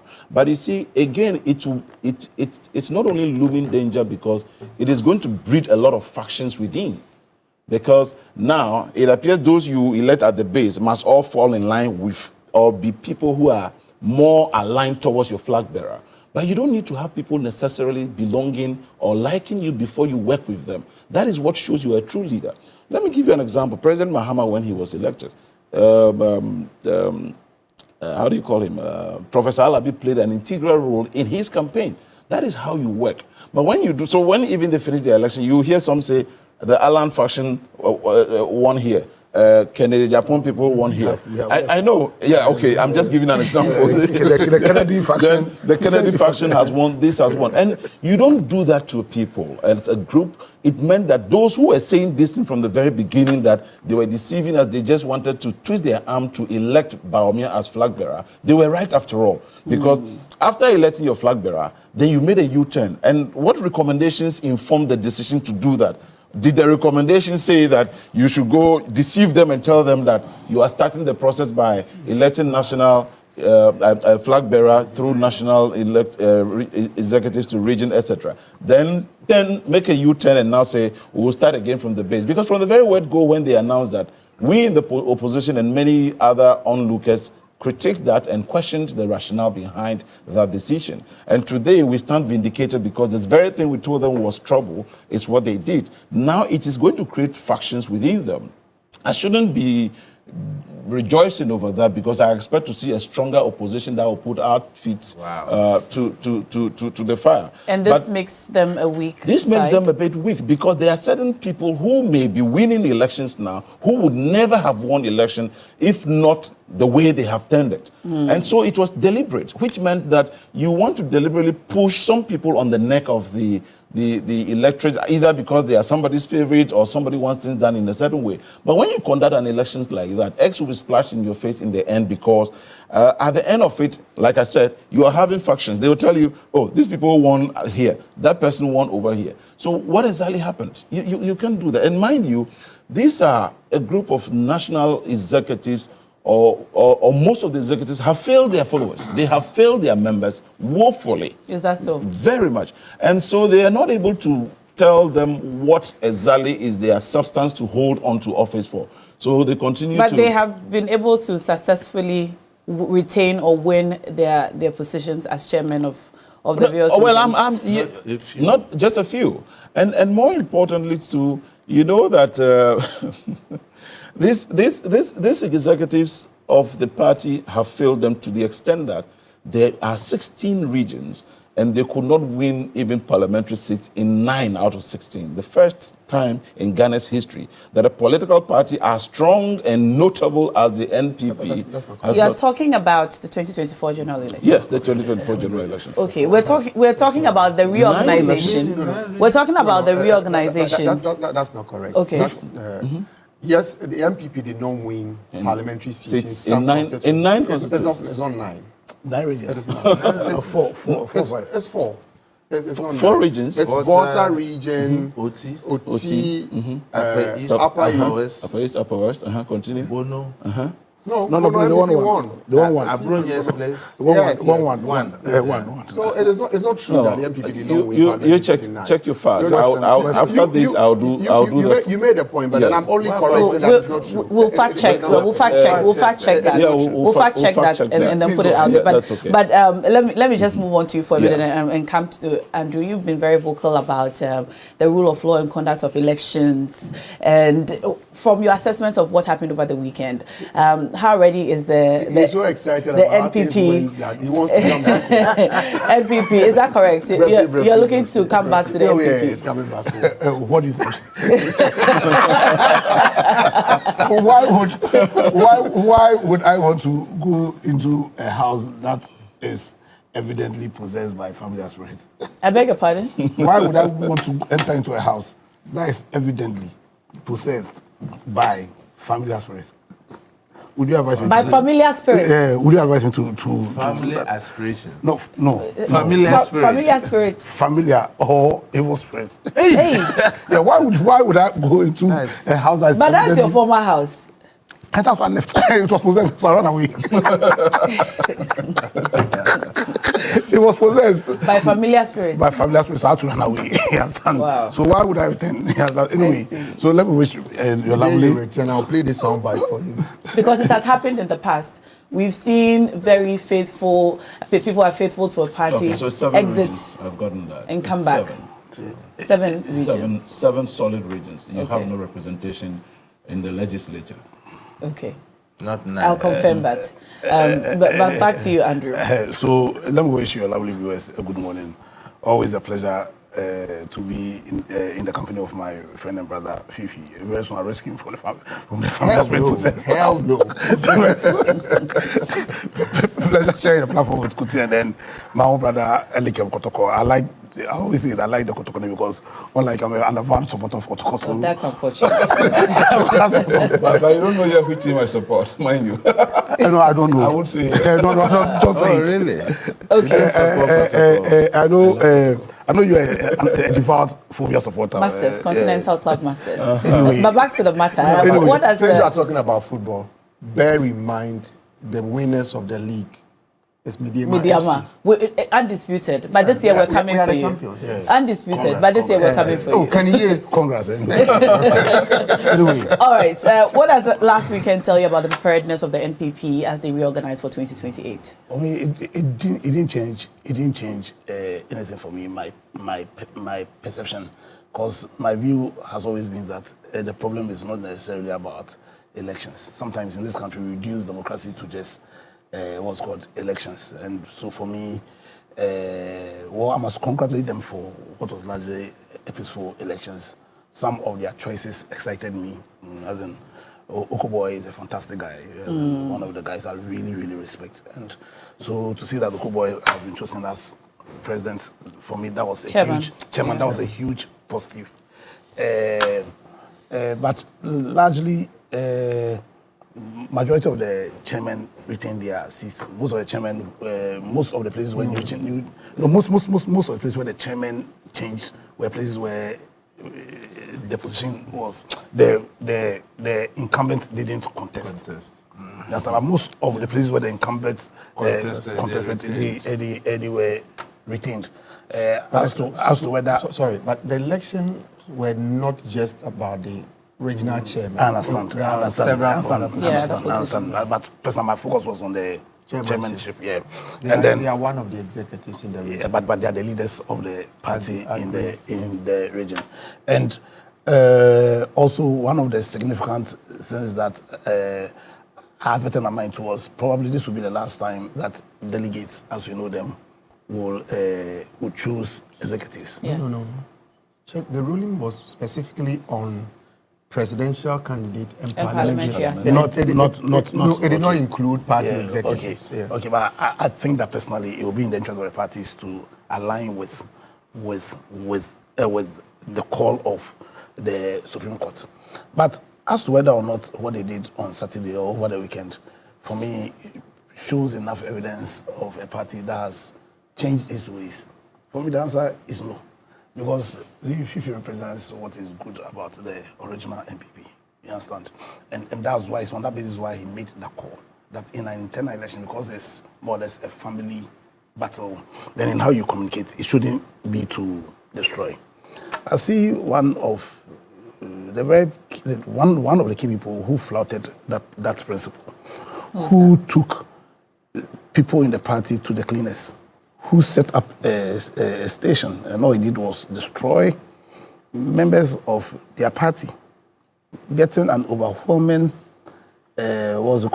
support, endorsement. Because if there's something you always say, as an MPP always says, and they really say that the elephant always chooses its leaders. The spirit of the party will always choose their leader. And the say that again. So there's something the MPP say, when they're going for any election, that the elephant will choose its leader. That's that the spirit of the party will choose its leader. Okay. That's something the NPP say. And so yes, so on Saturday, the spirit of the party chose their leaders. They endorsed emphatically one of the leaders who flouted what my brother Fifi said, who has set up a station, and all he does is to undermine, insult, malign members, very senior members of his party. And the spirit chose him. The question is, what is the spirit? What is the spirit of the elephant? You understand? The spirit of the elephant is the spirit that, in a contest, whose focus is to choose somebody who potentially lead Ghana. As I will go on a tirade that says 15 cents of Kennedy Japan, 10 cents of Baumia, 10 cents of Brian, and you look into those cents, and it's a tacit agreement or tacit confession of very grievous offenses that these people were alleged to have committed. And the party commented, listen, even though we defended this, indeed they did it. Over the past few years, MPP has a spirit that has always choose the interest of their party ahead of the national interest. And that's why when they had opportunity to sponsor somebody into leadership, they went on a tirade or they went on an agenda of what essentially became state capture. And we are seeing the... What are you talking about? Oh, I don't hide my soul. When Nandom became president, when MPP sponsored Nandom to become president, they undertook a fundamental, a massive state capture. You understand? And the party allowed it. The party, because when you read Article 55(3) of our Constitution, it says out the function of a political party. And as an if you have a constitution, we carry so we are all clear and question the wisdom in that demonstration that took 2 weeks ago, when we all agree that one of the cardinal principles of this our country is the principle of probity and accountability. And when people have been convicted pursuant to this principle and having followed due process, you understand? The party can sponsor. Their concerns included onerous bill conditions, among others. Do you disagree with those things? Listen, so yes, I've sat on this table when Untumi was arrested first and criticized the government or Yuko on the onerous bill conditions per se. But listen, that happened how many years? And after some of us made those calls, Untumi was released. But the situation has not changed. No. Listen. The focus of the petition, if you read the petition, was essentially on what's called allegations of political imprisonment of Chema Untumi. Have you read the petition? It goes beyond that. No. Have you read the petition? I believe you have read it in great detail. And that's what I'm saying. And one of the concerns which stood out during the demonstration, in fact, if you listen to some of the interviews, was the issue of onerous bill conditions, which you appear to agree with. Well, I agree with that 100%. But what I'm saying is, when you make a demonstration that seeks to say that democracy is under attack, yes, and to the extent that you choose a day where 8 of our compatriots perished in service of the country, then that democracy which is being attacked should be something that is so overwhelming. You understand? Or something that's how you, the party yourself, have conducted yourself over the past. Have some credibility to stand on. You understand? But I'm saying that their focus, and also, you must also demonstrate an attitude that shows us that call is born out of a genuine concern, not as a veiled attempt at create a system where you can capitalize. Because I'm saying over the past 8 years, they have shown a character that for some of us says that they will always put the interest of their party as against the interest of the country. You understand? Now, I'm saying that this election done over the weekend, does it demonstrate that there are clear steps being taken that will change the character of the party? Because the character of the party now is a character that will put the interest of their party ahead of the national. And that's why when Kennedy Japan criticized what's called the fundamental deception in what's called the Afari hospital issue, the party will take steps to dismiss him. Because that call was a call in the interest of the nation.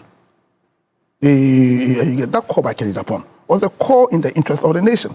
But the party will sack him because the party felt that that call was placing or was detrimental to the interest of their party.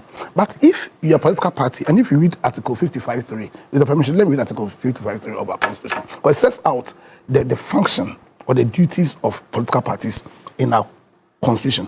So subject to the provisions of this article, a political party is free to participate in shaping the political will of the people, to disseminate information on political ideas, social and economic programs of a national character, and sponsor candidates for elections to any public office other than the district assembly. You understand? The way they have handled, and in fact, largely most of the political, it's as if their sole duty is just to sponsor what's called candidates. But if you understand that the only way in which we can sustain democracy is by building the right political culture, they understand that the political parties have a huge role beyond just sponsoring candidates. Have a huge role, and that in how you disseminate information, it must have the national interest at heart. Now, the question I'm saying is that the NPP has a spirit, and that's why it chooses their leaders. Now, because their spirit isn't one that has the national interest at heart, they can choose Abonye DC. Okay. They can choose Abonye DC, even though he's flouting the very thing Fifi is saying, because it's the spirit of the party that chose him. But having said that, I'm saying there are some of the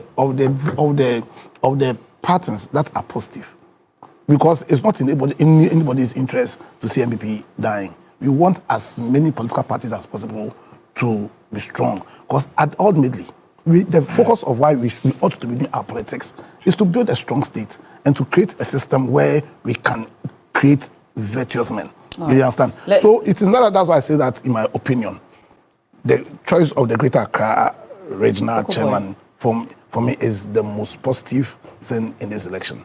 And let's see how it goes. I pray that he has the conviction, the courage of conviction to impact the region, the matter I believe he can. All right, let me come to you now, Koti. What are your general impressions, and what do the various winners in the various regions mean for the MPP going into 2028?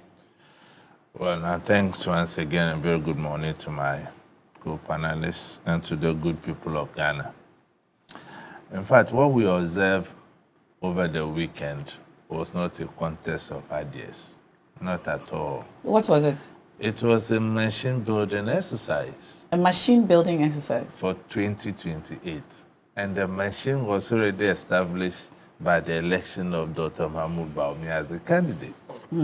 So now the regional elections can be comparable to a car chassis. They're only looking forward to see 3rd October if the car will start. Why do I say this? You see, the sins of the MPP started when they twisted the Constitution to elect the flag bearer first. And we all are privy to situations where burden from top, bottom always bring challenges. So if you look at these elections, the enthusiasm was low. So that's why we didn't witness any form of violence, because people were like, you have to be whipped on the line. That's what Dr. Baumia himself said, people use his name. Is that not it? If they hadn't elected Dr. Baumia first, and they had started the bottom-up approach, that is where the enthusiasm would have been higher. You would have whipped the grassroots and energized the grassroots per the competitors who are looking to lead the party.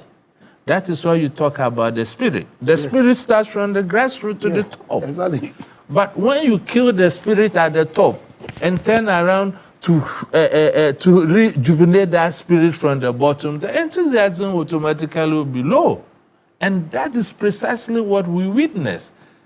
Look, the enthusiasm was low during this election. The competitiveness. How do you come to that conclusion? Compare. Look, excuse me. Look, let's compare these elections to other elections that have happened in the past. Because there was nothing really at stake. Because the presidential candidate is already known. So you have to go by the whims and caprices of the presidential candidate. That is why we witnessed what happened in Kumasi when my good brother Kokofu because I was on the same platform with him on UTV. He told me personally he was going for general secretary. And all of a sudden he somersaulted for regional chairmanship. He can change his mind. Because the machineries behind Dr. Maobia felt that Coker was not a loyalist. Yeah. So they wanted a loyalist. You know this how? Oh, but who is the chief of staff to Dr. Baumia? Who is the chief of staff to Dr. Baumia? It's not Chief Mensa Bosu. He granted that interview. It's not Emmanuel Cotin saying it. Yeah. They should be thankful to Dr. Matthew Opoku Prempeh. He saved the situation. If he hadn't gone on the back of Coker, now Coker has won, what would have been done? And look at the political maturity he showed. He still went to Kokofu's house to tell him the elections are over. We need to win elections. These are how political leadership should be all about. It should be about the interests of the party and not personal interests. Look, Jeff. Yeah. Another fantastic guy. And there was no way Jeff could lose Eastern Region when Brian is the governor of Eastern Region. And in the Eastern Region, too, the same agenda went, and Jeff prevailed. Are you building the unity we are talking about? In Greater Accra, it's just that Okoboy, like you said, is a fantastic guy. Yeah. He was not also planning to be chairman. It's last minute he went. No, Okoboy. Oh, he never planted. No, he never. When did Okoboy start his campaign? 3 months ago. No, I got to know of 3 months ago. Intention way back, because after losing the seat, Okoboy said that he had done his part in parliament. He was interested in doing something else in politics, and he had decided, of course, as to when he will declare his intention publicly. At least I am in the party, I have engaged him, and I know his intention is not something that came 3 months ago. Okoboy has always said that he wanted to be the national regional chairman. Granted. So let's look at the election of Abronye. Abronye will sit on TV, insult party leadership. The same things you accuse Kennedy Ajapon of. And I have intel that they are planning to sack Kennedy Ajapon from the NPP. Yet you go ahead, right? And you elect Abronye because Abronye is a loyalist. What are we really building? Look, do you take a losing team or you retain a winning team? These are the regional chairmen. These are some of the executives who led this party to an abysmal 41% in the last elections. From Northeast, Northern, where have you? It's only a few places that the incumbents didn't go. Even look at Savannah. The chairman won by just 4 votes. Just 4. And I'll tell you why. Because the candidate they brought was Dr. Baumia's loyalist. And the incumbent had to fight tooth and nail to win by 4 votes. Are you building unity? Look, we need a strong opposition party. Let the unity processes be in deed and not in words. After the presidential primaries, look at the fallout. Where is the unity? Everybody is clamoring around Dr. Baumia to catch Dr. Baumia's face and favor. But you are the rare enemies of Dr. Baumia, and I'm not apologetic anywhere to say this. Who are the real enemies? Those around him. Those around him. Why? You know the demonstration you referenced? Yeah. I had cause to say that, look, you don't want Baumia to be president because there was no need to go or embark on that demonstration. What was really the need for that demonstration? The things you were accusing this government of, didn't it happen in the last 8 years? Even worse. People wanted to go on demonstrations, you go to court to place injunction. The precinct of the presidential, the Jubilee House was a security zone. But you were able to walk freely, do an incident-free demonstration, yet you say that this democracy is under attack. Yeah. You know what you are doing to international investors? You are scaring them away. You want to run away from accountability. And you are setting the minds of Ghanaians that when you are called to account for your stewardship is political prosecution. That's not what. And the truth of the matter is that we shall resist all those things. Look, ORA must work. ORA work. ORA must work. And if NDC there and leave ORA, some of us will come openly and campaign seriously against the party. Why, Abana? I'm from a less privileged society. I'm from Saboba. The road to Saboba is a mess. Our mothers travel a lot of distance to carry water in the 21st century. Children are studying under trees. Someone gets a political appointment and is a millionaire. He's doing projects. And we don't question the salary regimes of the person. I always say that, look, it's not easy to fight. It's not too difficult to fight corruption in this country. Lifestyle audit is all it takes. So when I see some of these things happening, look, we are doing a counter demonstration. It's coming soon. Democracy is in progress. Who's we? Myself, Solomon, Usuebo, Bachman, and my good friend here. We are going to embark on a demonstration. It's going to come. You will see it. And what is it called? Democracy in progress. We are fixing the mess they created. This government is fixing the mess they created. Okay. So you see, this election generally. Yeah. I don't think MPP is poised for power. If indeed MPP was poised for power, they would have done certain things right. Look, I will speak for Northern region where I come from. Okay, please land for me.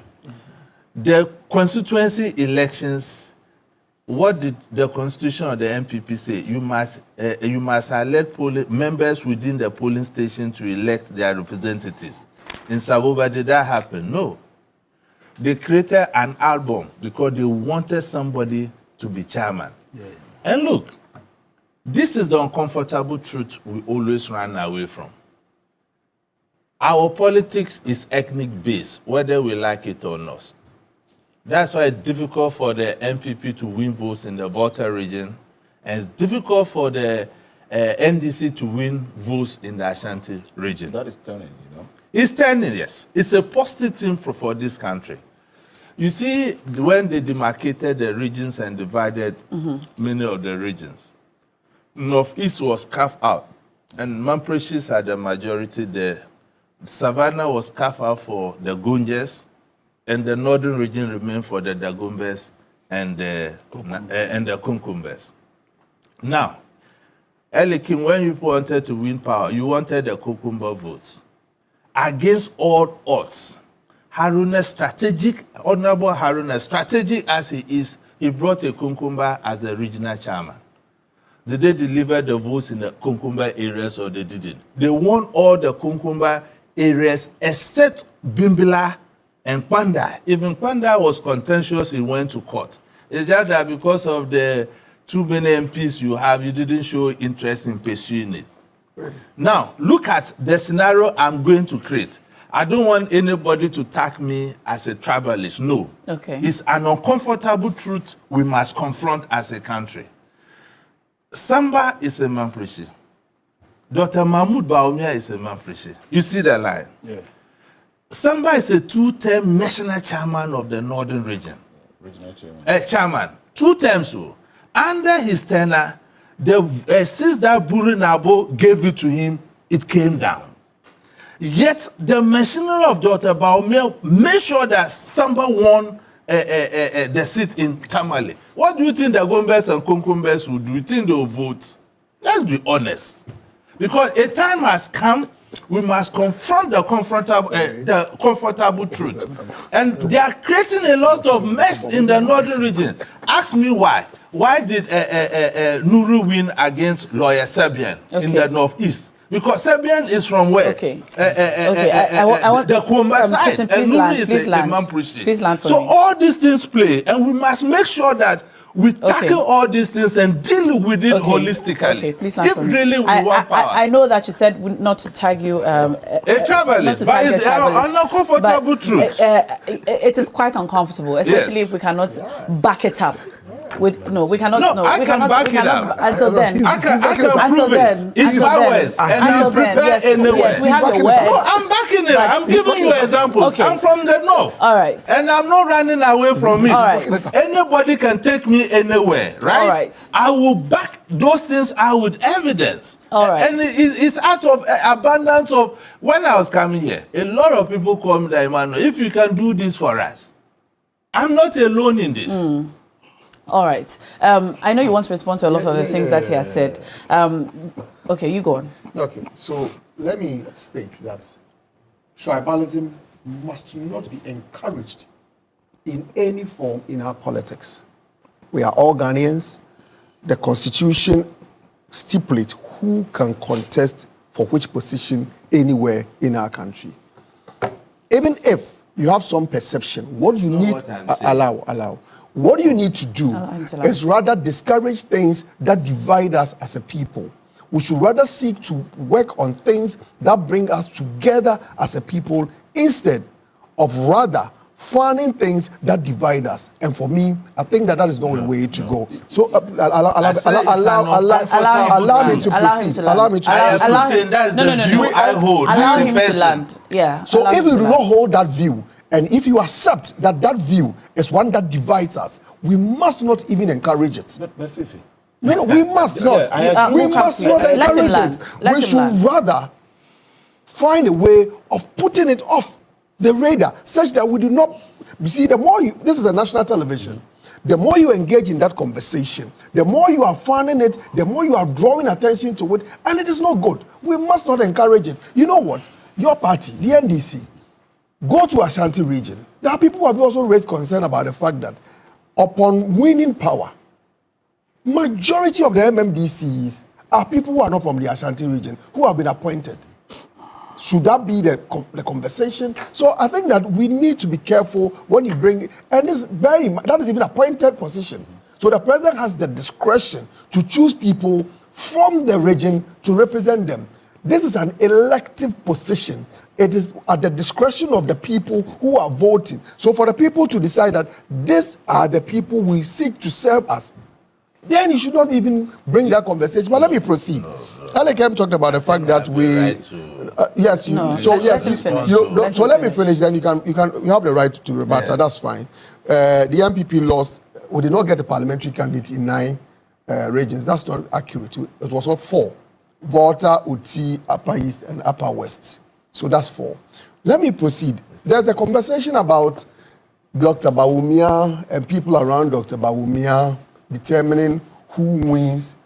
It's not the case. Because the conversation is that, oh, Dr. Bawumia was supporting Kukufu.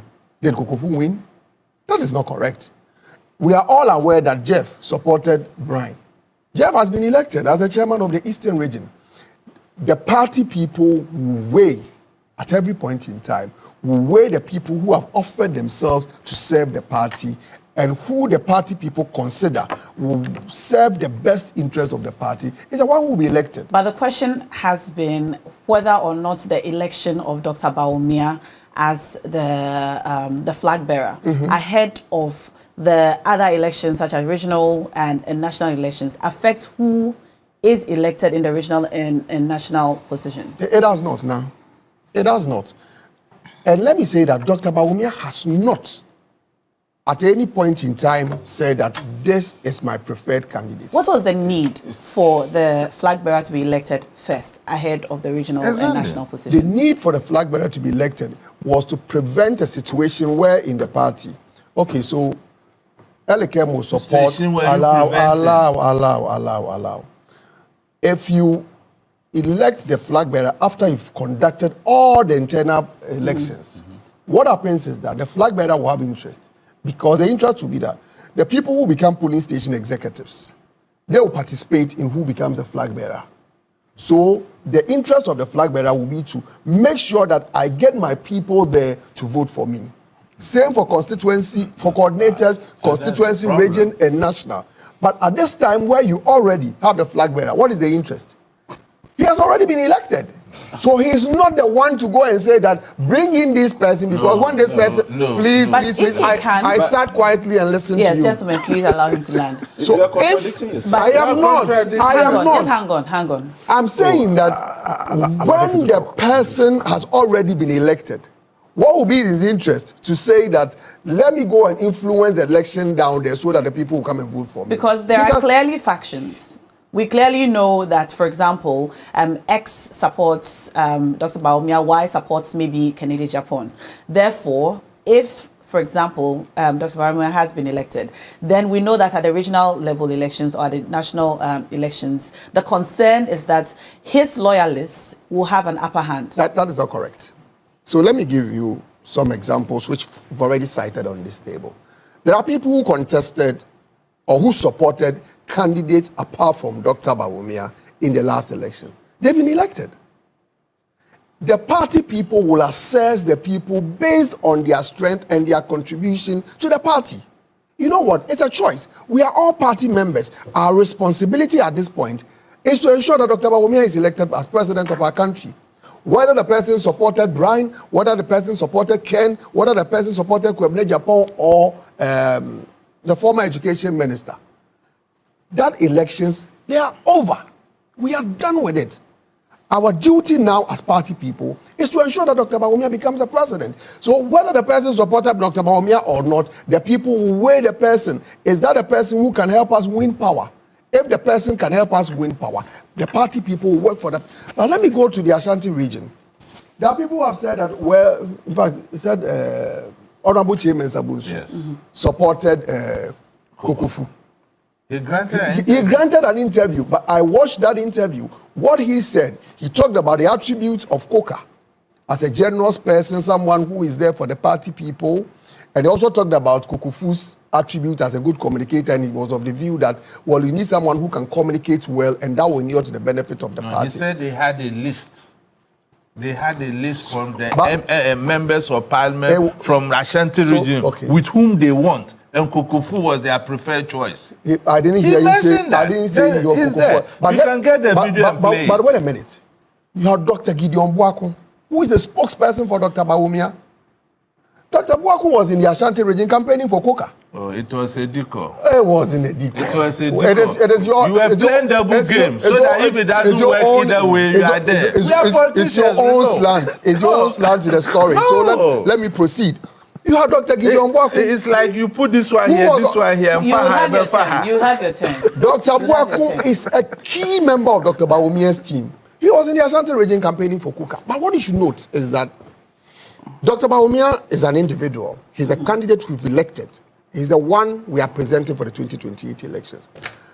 But within the Dr. Bawumia team are also individuals with their own interests. The individuals with their own interests, with their own allegiances, and with their own relationships. Aside from Dr. Bawumia. Aside from Dr. Bawumia, in politics, everyone has an interest. So the fact that all of us supported Dr. Bawumia, I may prefer somebody else to be the national chairman, and somebody may also prefer another person to be the national chairman.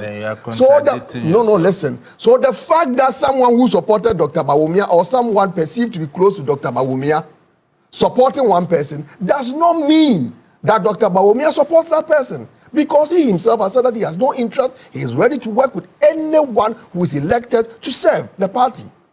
So yes, you can raise issue about the fact that, because of proximity, because the person is close. But I've given you an instance where people very close to Dr. Bawumia are supporting different candidates. Like in the Ashanti region, it happened. So let us not read meanings into it. For me, what I wish to work with and what I want party members to accept is that the man we have elected to be our flag bearer has stated his position. And his position is that he is prepared to work with anyone elected to support the party's this same capture agenda. Defeats the initial agreement. Exactly. Now let me tell you why. You said that the reason for electing flag bearer before going to the base is to ensure that if the initial reason why you were doing so was to ensure that if you have an interest, you have an interest in who becomes the polling station agent. Yes. Now, if you're here saying that Dr. Mahmoud Bawumia doesn't have an interest in who you elect at your base, then you are where lies the contradiction?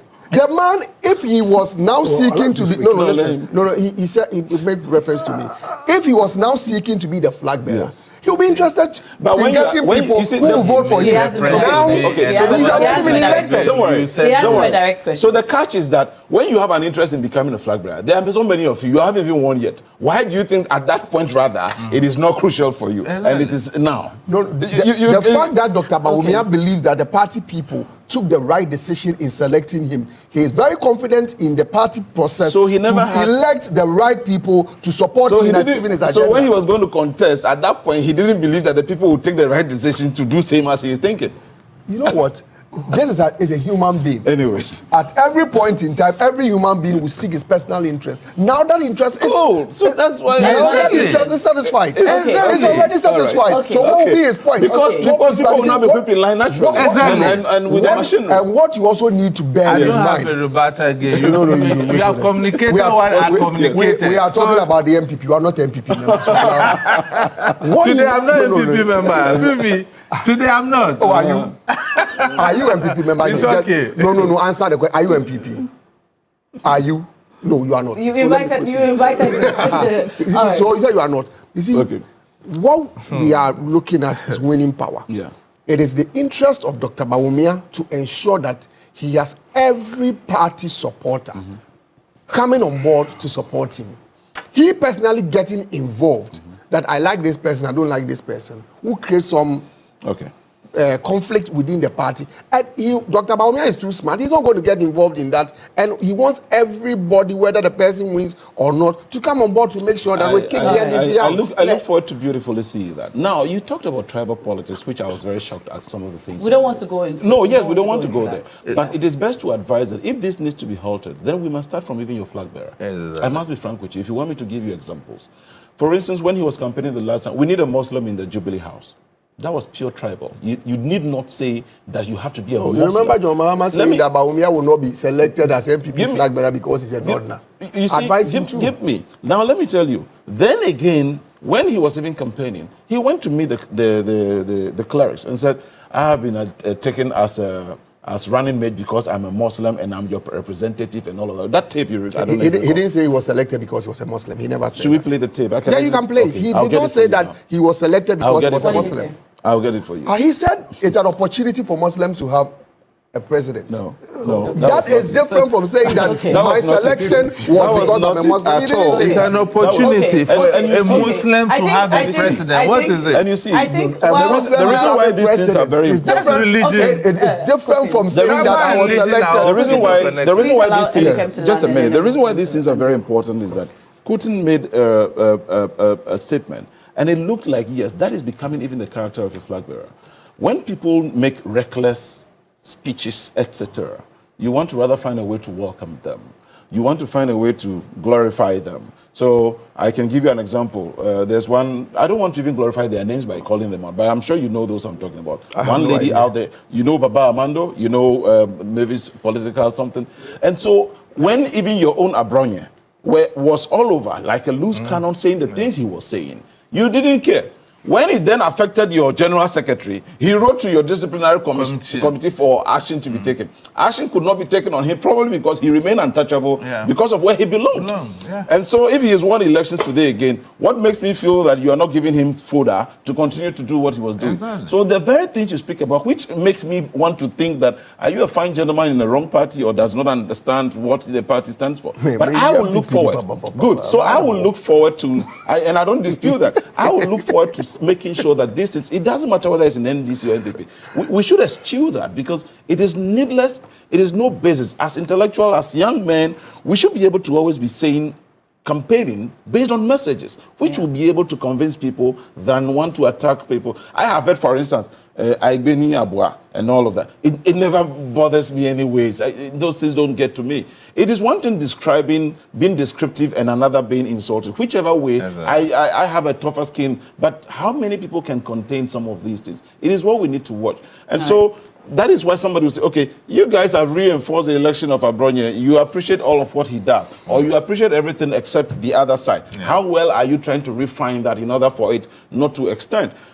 Suddenly, when Chairman Wontumi has been thrown into jail, it's now looking as though the reason he was even jailed is because he insulted the then former president. But so you guys knew he was doing all of these things, and I repeat these things here. Some of the unprintable things this gentleman said about the former president, his children, the daughter, and all of that. So unprintable. But this is where we are today. I'm happy that at this table we seem to agree that must be put to the back burner, and then we move forward. All right. So one of the things we want to consider is what last weekend's elections means for the NPP going into 2028. And since we are on the Ashanti region, let's stay there for a while. So, of course, we have there is a newly elected chairman, Coker.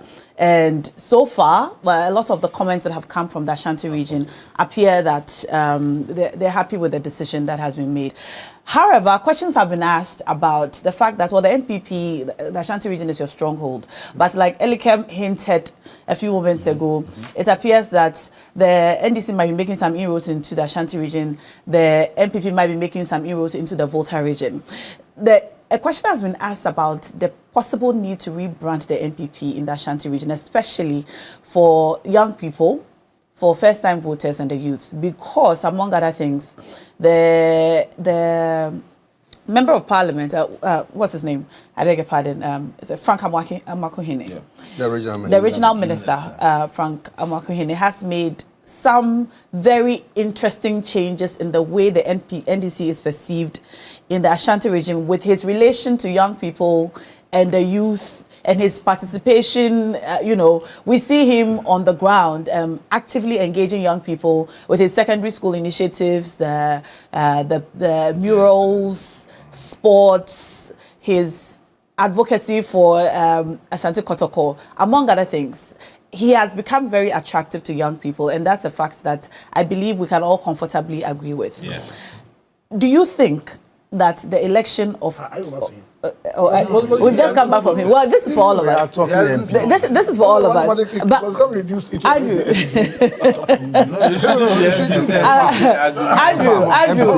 I'm coming to you with that. Do you think that the election of we are not talking about UP, so let him. But he has an opinion. What does the election of Coker mean for the Ashanti region? And do you think that he has what it takes to actually attract young people, as now the regional minister appears to have a very comfortable hold on them going into 2028?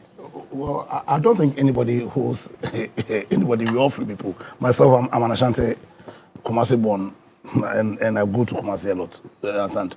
And you see, if there is a fundamental reason why, at the advent of the Fourth Republic, the NPP seemed to have an overwhelming hold on Ashanti region.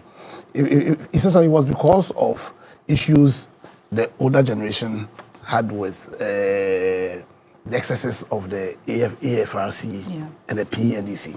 So the issue was about J.J. Rawlings. Because even during the Kwame Nkrumah era and the other elections, the UP, what's called, when I say UP, as a UP to all the various variants, we're not winning elections with a kind of overwhelming percentage in the Ashanti region like the NPP was doing, especially I think in 2000 to 2004 and in 2016, as in the margin was overwhelming. Right now, the Gen Z generation, or let's say our generation downwards, we didn't really have the impact of the so-called AFRC, the sense of the AFRC, and then the PNDC, and also with the easy access to information. Right now, what people want is development. We want proper leadership. We want a fulfillment of the promises of democracy. And I don't think in that regard, that thinking that the party traveling from, the party traveling. No, that thinking it may be there, but is getting outmoded by the day, and the demand is that political parties ought to undertake their functions as the people of Ghana give them per the terms of the 1992 Constitution. I don't know Kuka personally. Based on I'm coming no, but as I said, I don't know him personally. But based on what you have read and heard about him, especially the position, the very sensible position he took during their presidential elections. Because during the presidential elections, Kuka took a position that we expected most of the, or if not all, the regional chairmen to take. That this is an internal election. I cannot throw my hat into one ring against the other. So for me, I'm going to remain neutral. You understand? You understand? Because that was one of the things that Chimawuntumi fundamentally failed to do. That caused the kind of bad politics in the Ashanti region that impacted the MPP negatively. And most of the other regional chairmen did. Like you go to the north, Chairman Nuru, you all know Chairman Nuru is an avowed Bawumia boy.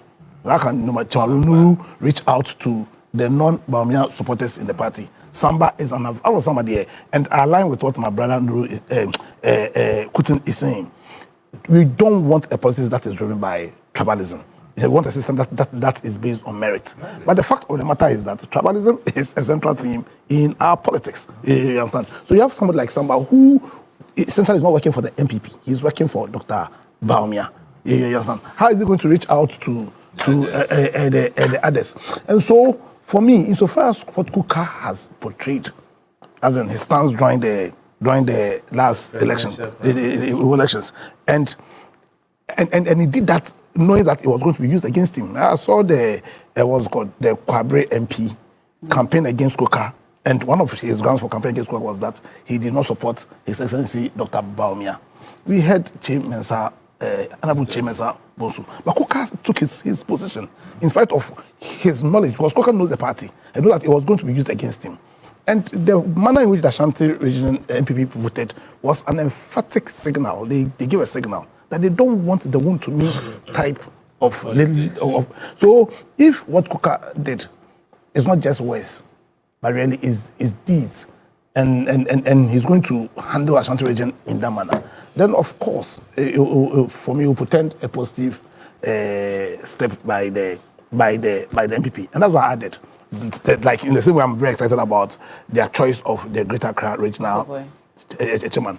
That's why I was asking for courage of conviction, because I've been excited by choices the MPP has made in the past. I was excited by the choice of Kwabena Japan as the general secretary of the party. Yeah. But then for me, I was massively disappointed, because I felt that when there was a requirement that he showed courage of conviction, especially during the coup d'etat that tore the party apart.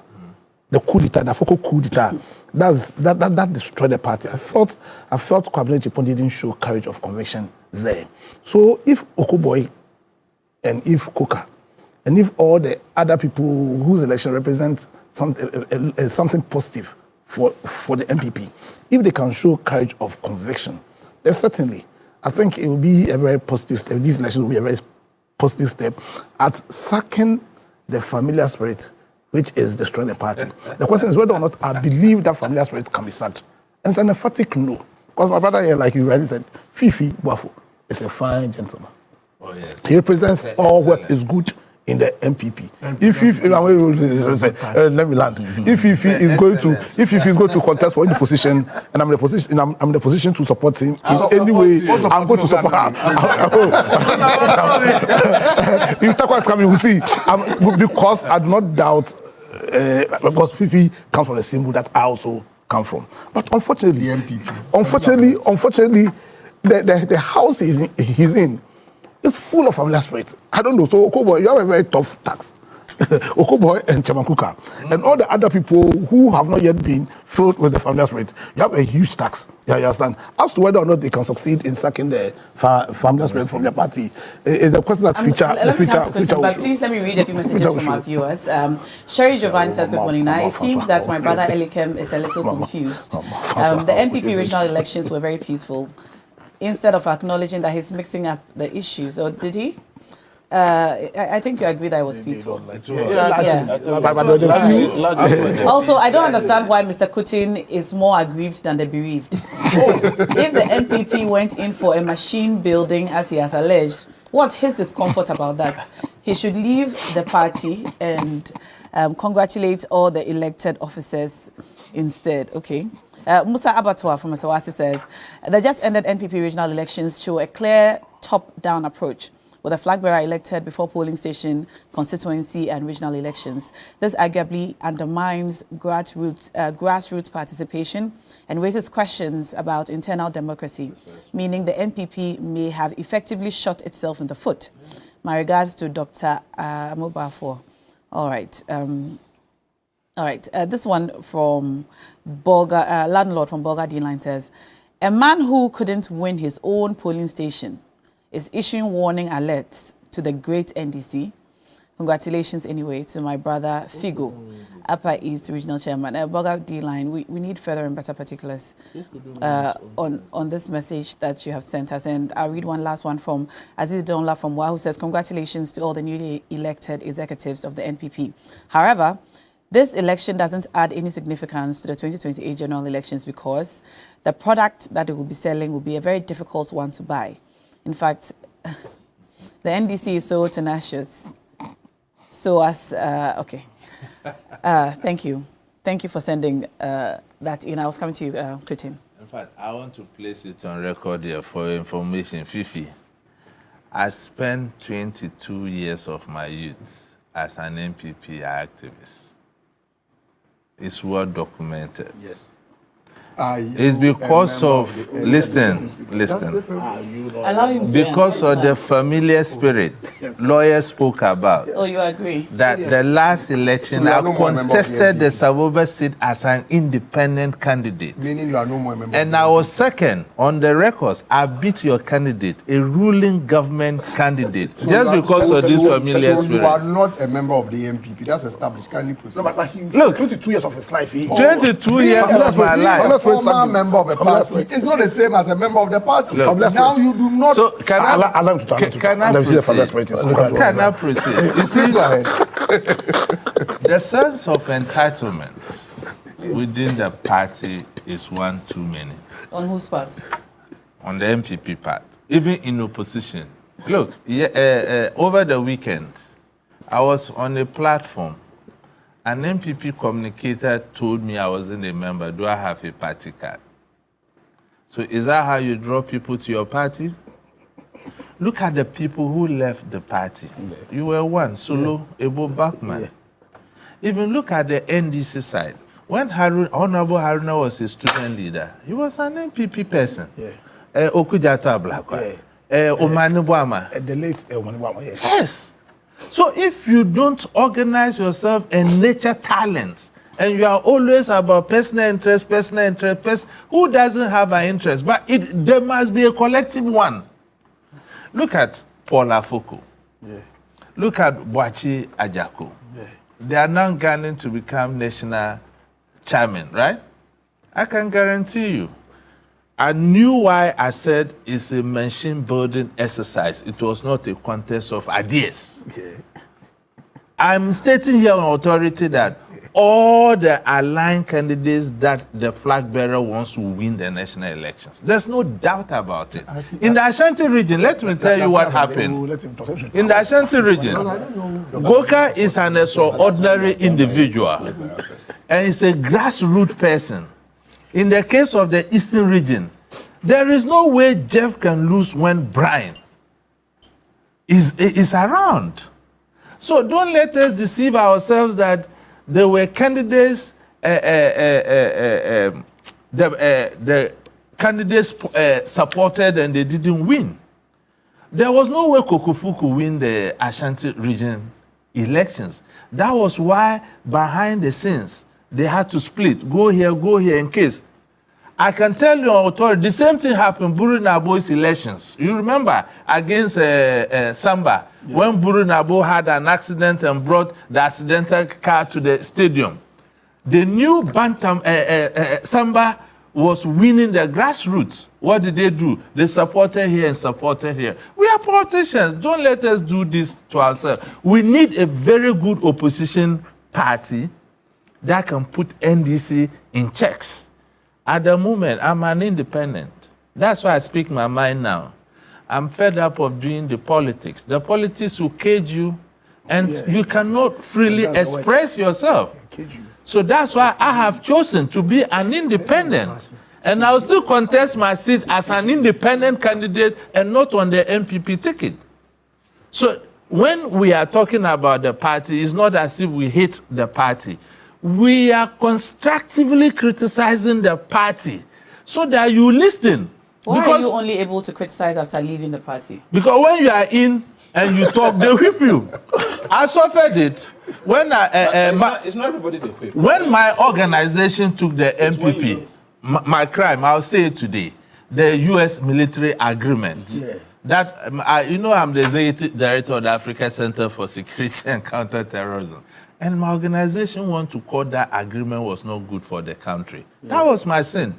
2020, they disqualified me. So is that the reason? Of course, when I went for the vetting, and I stated, and I'm challenging you. You can take me to court. So this guy, he's from Tema. He was the second vice chairman. Samia Uku and Co-self were involved in this matter, and I asked them, if I'm the executive director of an organization, we have a board, and there's a matter of interest in the security space, and we take a stand. How do you whip me in line? Is the African Center an MPP affiliate? That's why when Papa Uku, Akume and Co were put to investigate why we lost certain seats, he was so lively why I was disqualified. So tell me, Fifi, if as an independent candidate, I can beat your candidate, a sitting government in power.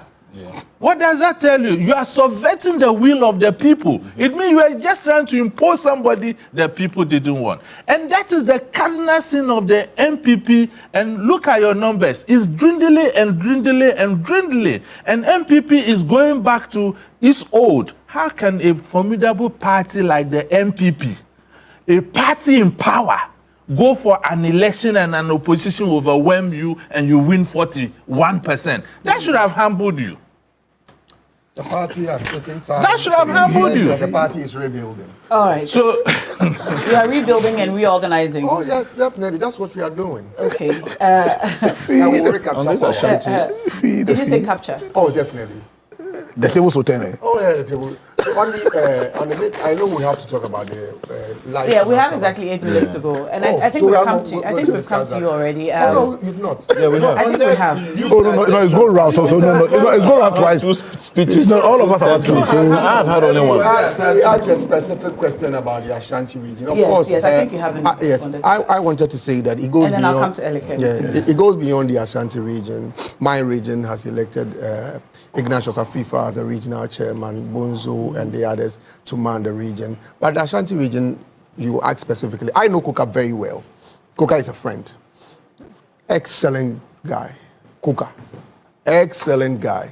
When it comes to proper human relations, that's the go-to guy. Kuka. And you see, politics, you cannot rule out people with human relations. Yeah. And that's the guy. You see, I do not want to dwell on the bit about the regional minister and then his social media antics. Social media is like a movie. You are a movie star. Movie is made to believe. It's not real. I didn't refer to social media though. I'm referring to his on the ground it's the social media live activation that we all see.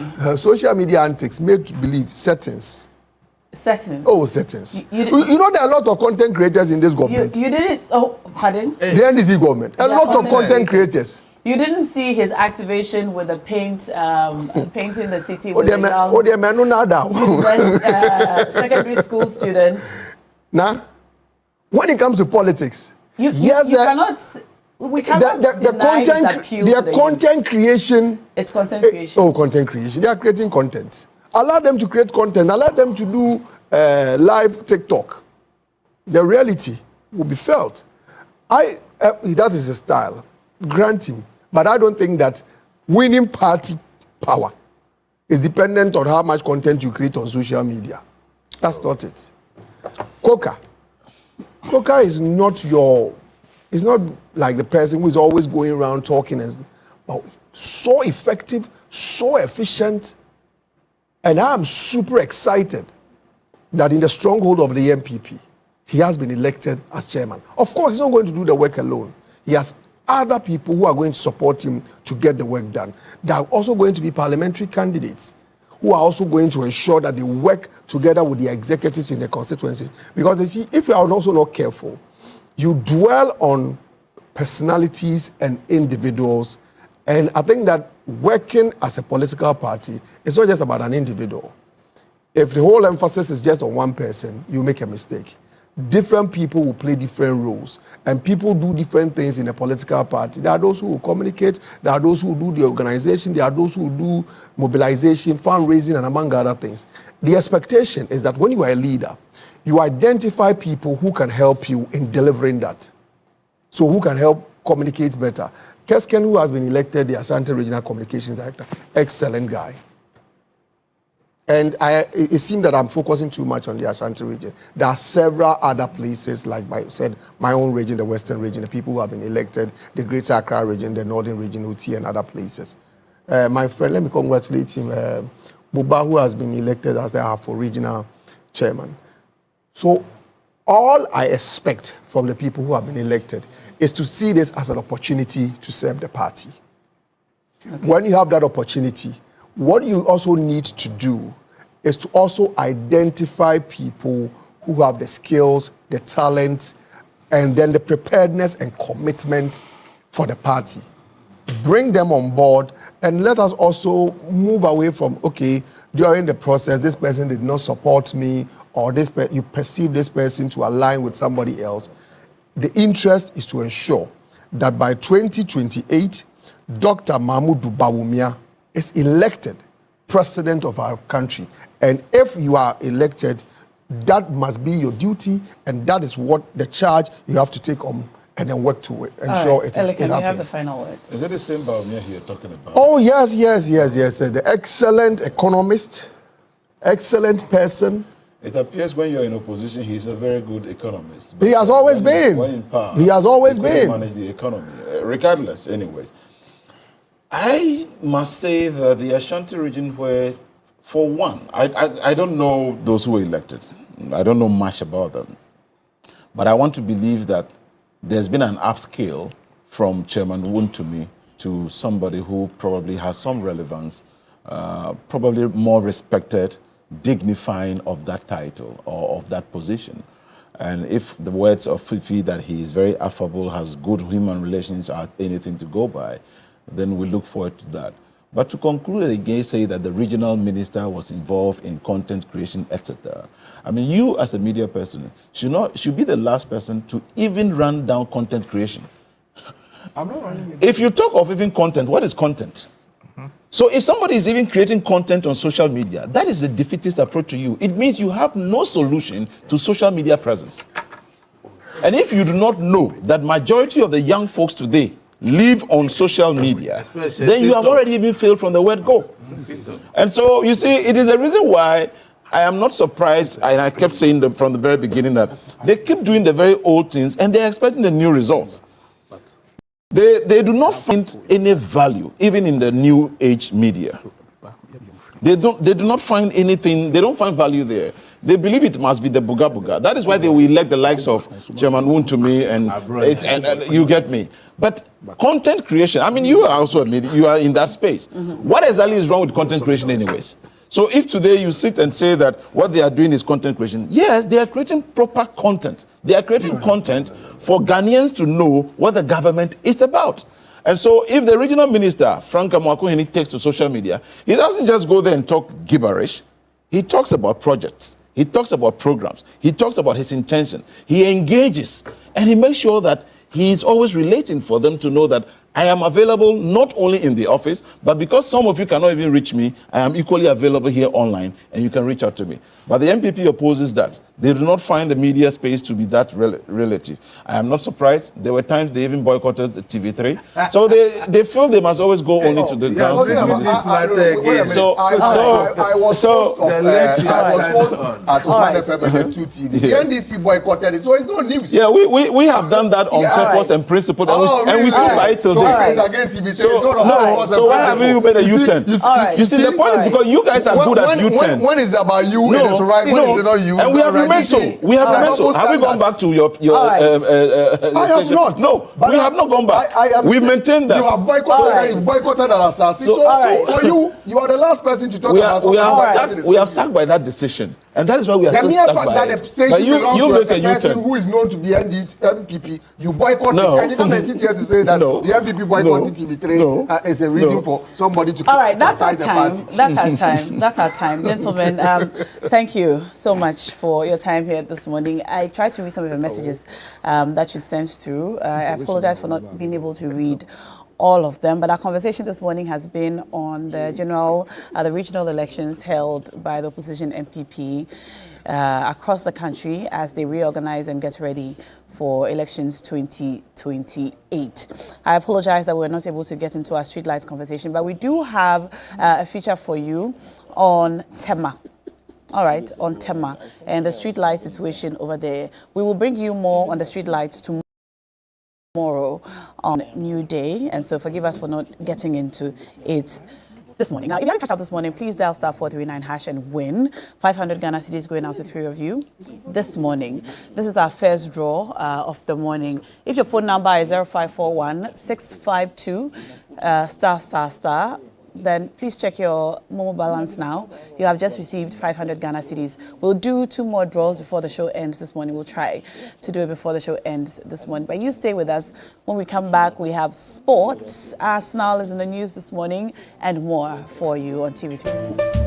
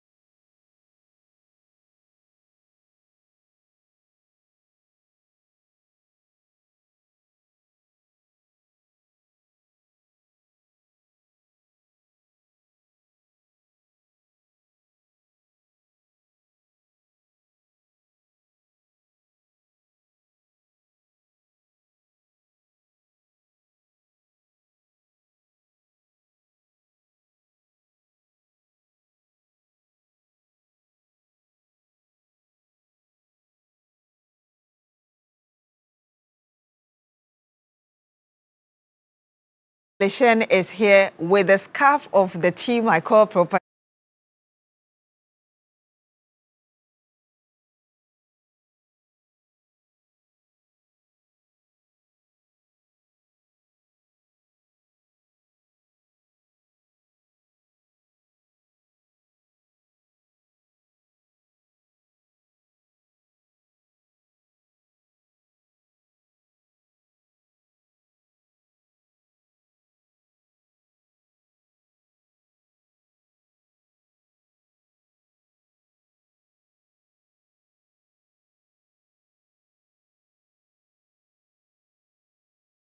World title shot. So if he had won, he would have been closer to a world title shot. But unfortunately, he lost because of disqualification. He was disqualified.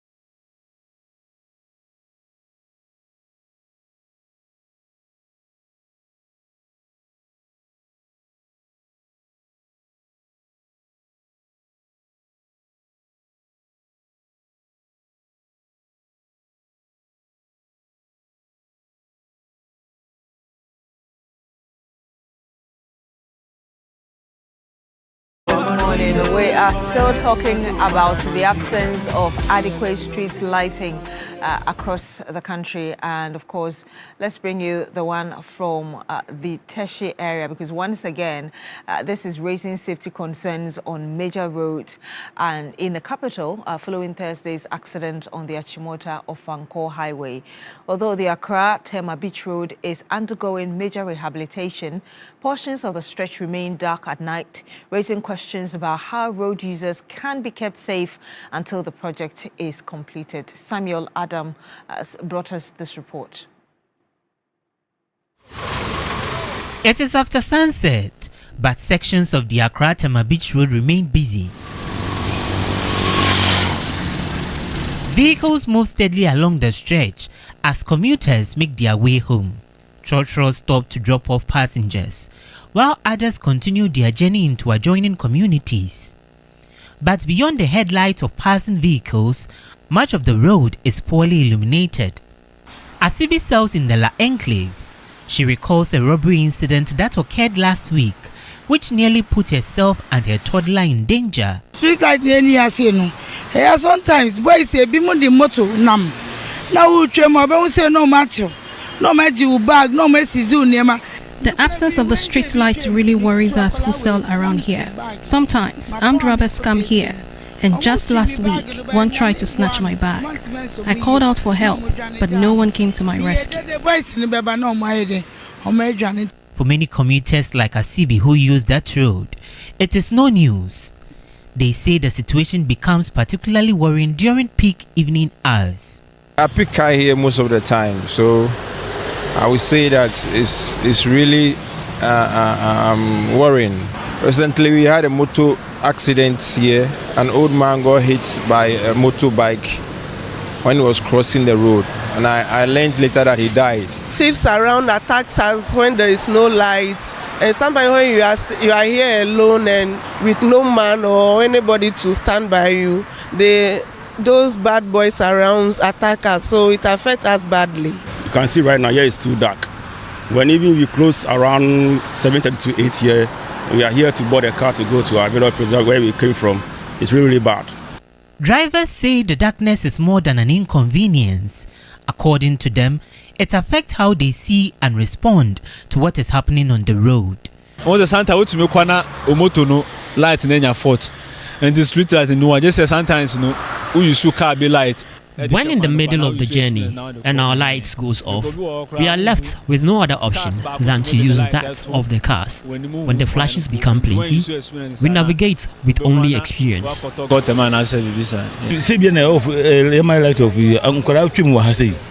As drivers, we have to be extremely careful when driving, so that we do not knock anyone down on the road.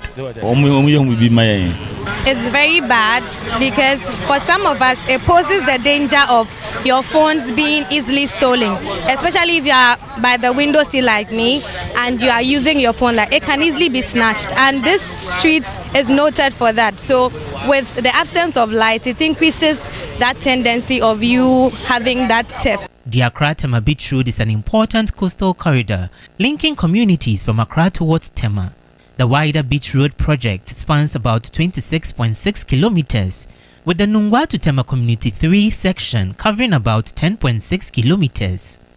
Along the corridor are residential communities, schools, businesses, hotels, health facilities and other major institutions. Some residents and road users acknowledge that the rehabilitation works may have contributed to the current lighting situation. They, however, maintain that public safety remains paramount. The reason why the street lights have not been worked on is simply because the roads have not yet been completed. So if the roads are completed, I hope the government will quickly take steps to complete the street lights as well. For motorists using the Accra-Tema Beach Road at night, navigating this stretch can be a daunting experience. Several street lights are either not functioning or remain switched off, leaving portion of the road poorly illuminated. While some have linked the situation to delays in completion of the road, they are calling for urgent action to complete the project and ensure adequate street lighting is incorporated. Until then, motorists and residents continue to navigate this busy corridor in darkness, a situation they fear could have serious consequences if left unaddressed. Samuel Yeboah Adams, TV3 News, Accra. And of course, remember that we're bringing you this story because of what happened on Thursday. 12 people dying because of the situation on the Ofankor-Achimota Road. Our colleague, Christian Yale, was there earlier. He brought us a report. We want you to watch this again. Right, so I'm standing at the spot, the exact spot where the multiple vehicle crash happened on Thursday early morning at 4 a.m. As I speak, my time is 5:27 a.m. And you realize that this entire stretch is in darkness. None of the street lights on this stretch, and indeed, all the way from Achimota towards the Pokwase side, this is not the first time that I have been here. I remember that in 2024, on multiple occasions, I came on this stretch to report about the street lights and the darkness all over this place. Driving across or all along the Achimota Pokwase stretch, like I said, which is about 16 kilometers in the evening, at night, or early morning at dawn, like I find myself here right now with a team, you realize that it is increasingly a death trap, and it is increasingly difficult, and visibility is key or is important to road safety.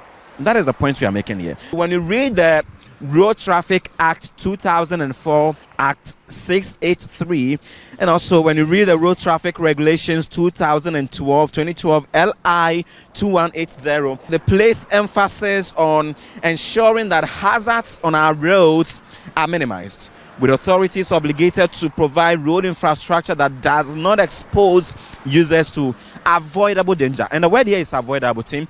Under Section 4 of the Street Lighting in Ghana Policy Framework 2011, MMDAs again are to own, install, and maintain street lights, and that is what establishes the framework for funding through a revised street lighting levy, which is collected as part of electricity bills, like I said. And so citizens would always question, and it is legitimate to question why we regularly would make payments for these levies for electricity bills. However, we do not get the benefits thereof. Yeah, me shankani am drive ko akra to Kumasi. Na endo accident isi wa hanom no. E fa ba bi men kan say light enya adwuma ka ho na ma accident nso e happy. Say street light ni ya adwuma na wo light nya kura ba bia. Car say si bia no ubehu say car say si wo. Ana one akra to Kumasi kwan ye nam so no. Ye kwan ni nye.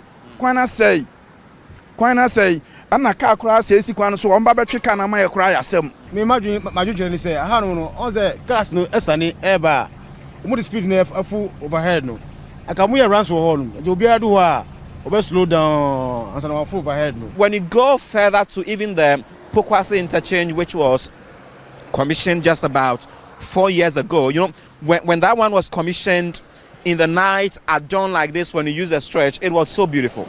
It was so amazing that you get to enjoy the beauty of that stretch. Now, when you get there around this time, it is a different picture. It is a different story altogether. We have come here to show you what it is, and hopefully we'll get authorities to react to ensure that this important road, the National Road 6, the N6, gets the necessary lighting that it deserves to get. I am Christian Yale from the Ofankor barrier. Report from the Ofankor barrier by Christian Yale on the street light situation and the accidents, inconvenience to road users, pedestrians, and the safety of the residents in that area.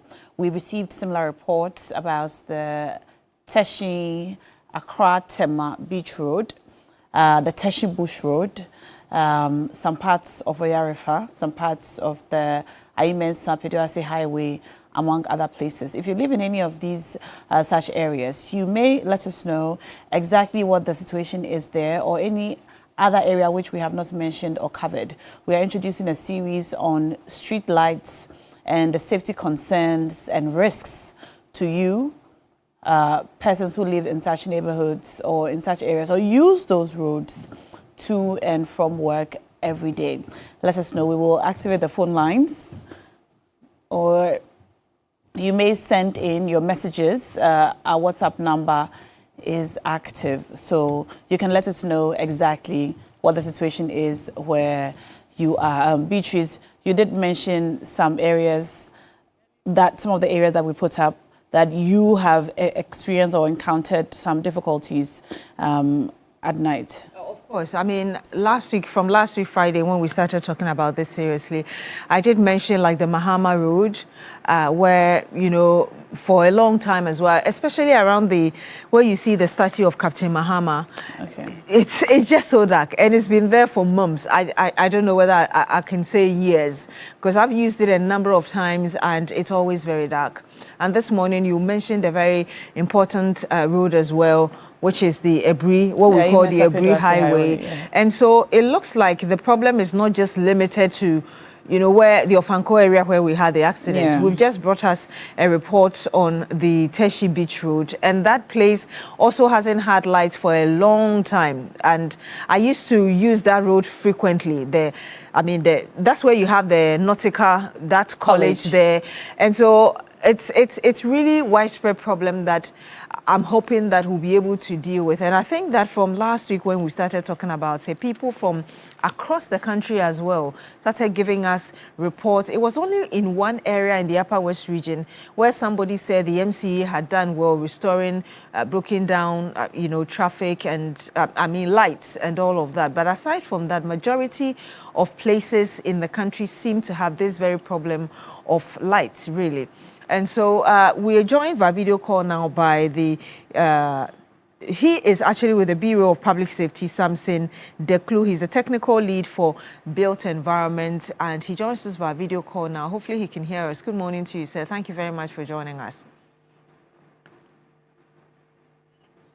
Hello, Mr. Deklu. We can see you, but we can't hear you. Please unmute for us so we can have Okay, good morning. And thanks for having me as well on your show, and greetings to your viewers as well. Talking about street lighting is not a new thing, and I know that you do a lot of research into safety among others. Tell us to what extent this is a problem nationwide beyond the ones we've brought report on.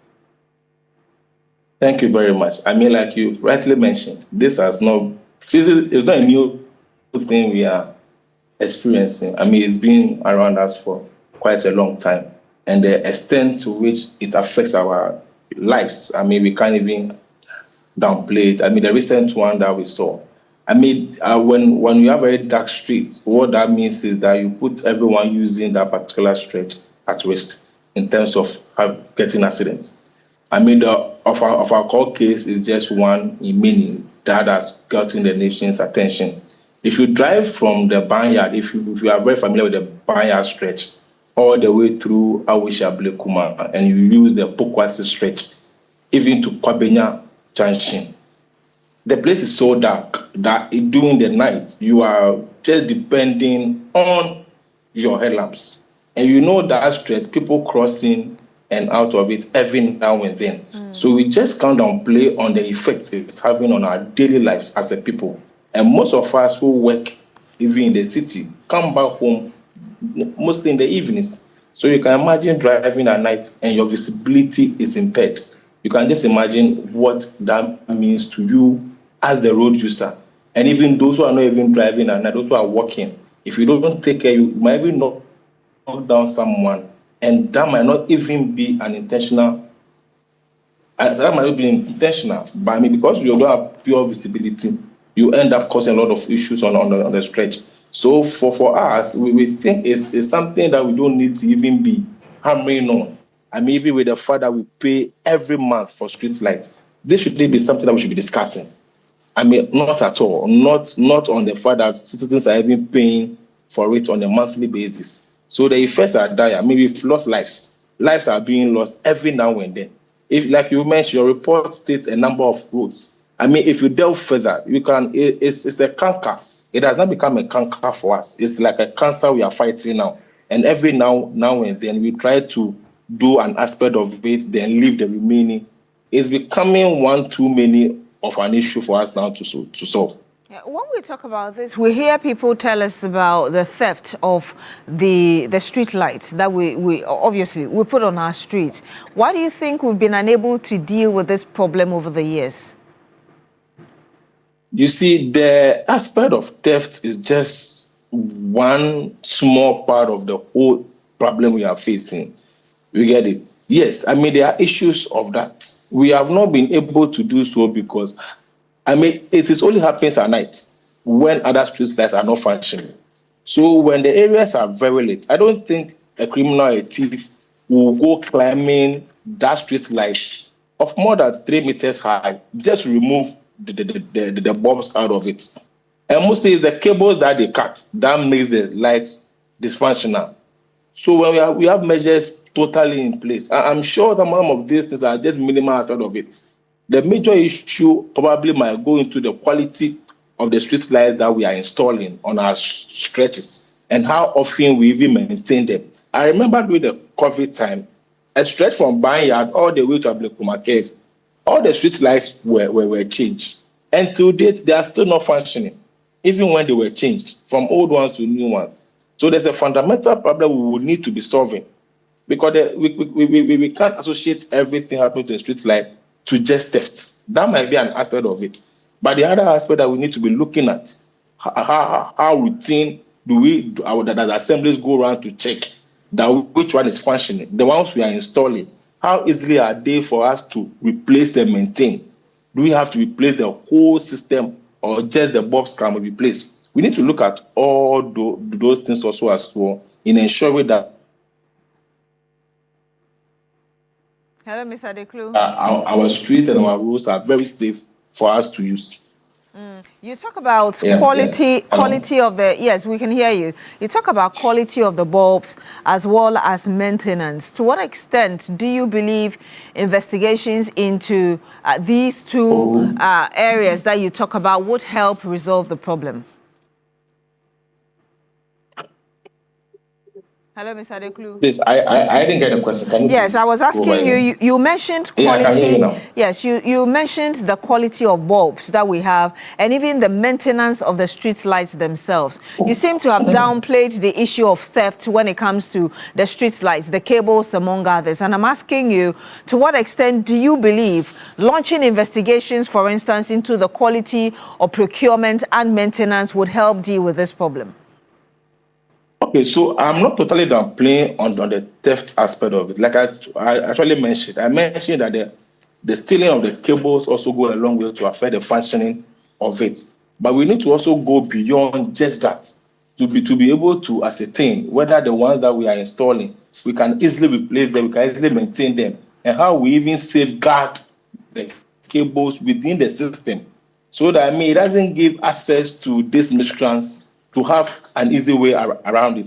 The theft, yes, but we need to also do a further level of it to be able to make sure that maintenance of these street lights are easy. You get my point? Because if you bring in a system that when it is faulty, you have to change the whole system again, it becomes very expensive. But if you can change just a component of it, it becomes easy for us to maintain. It's like the bulbs in our homes, where you can change the actual bulb and not the whole casement. It's easier for you to maintain, and the cost is even more effective rather than changing everything in a whole. So, those are the angles we need to also look at in dealing with these issues. You described this very problem as a cancer and also a canker that we have to deal with. What will it take for us to deal with it? It will take action. Our authorities need to act. Because it is only because we have the policies, we have the guidelines, we have the rules that deal with people who even doing when there are car accidents and someone runs into this and gets destroyed. There are guidelines to it. We need to implement this policy. We need to probably value our lives as road users more than just looking on for the things to get deteriorated. We need to value our life, and we need to act. Our authorities need to act now We don't have to wait for another of encore to happen before we are taking action. We don't have to wait for 12 people to die. We don't have to wait for neighbors to be complaining, because we are paying for this every month. Everybody pay. Once you are paying light bill, you are paying for a street light. So why should I be driving on a road that has a street light? It means that someone is not being accountable for whatever monies I'm paying. And our authorities need to act on this so that our lives are protected. I did mention earlier that the Bureau of Public Safety, you do a lot of investigations into some of these things, even including fires. Is this something that interests you, and what action, if yes, do you intend to take to ensure that you're helping with, getting authorities to act as they should? Okay, so for us as a bureau, whenever we have the platform to meet authorities in these cases, what we do mostly is to advocate and to also to probably, for lack of a better word, to push them to be able to act on some of these things. Investigations are mostly not at our level. We do more advocacy and speaking to the right authorities when some of these issues come up. We've had engagement with the assembly, we've had engagement with fire service and people who are in charge of some of these things when they come up. So at that level, we keep pushing and we keep speaking and we keep advocating. And also even advocating for our community dwellers that will report any of such incidences. When you find someone tampering with a street light, or when you suspect someone doing anything unauthorized on the street light, that's the only way that we can also police this infrastructure to be able to protect all of us. But to what extent, I was asking you the question in line with advocacy, because I know you do advocacy work. To what extent are you willing to go with this to ensure that we solve this problem? I mean, probably after this call, the Bureau will also meet to see what actions we can take in speaking to the right authorities to know how we can also help to ensure that, the right things are being done in safeguarding our lives and the road users also as well. All right, we'll have to end it here. Thank you very much. Mr. Samson Declue, he's the technical lead for built environment with the Bureau of Public Safety. It takes all of us, CSOs, NGOs, whichever category, to ensure that... I think it's high time we made scapegoats of people who we see stealing these streetlights. Yes. I know that earlier, he from his comments, it appeared it wasn't a major concern. He subsequently tried to explain that it's something they'll try to handle. Yeah. But it's high time we made scapegoats, because sometimes the community folks see these people climbing the street lights, removing bulbs and so on. Sometimes they are known. And these street lights are sold. Who are they sold to?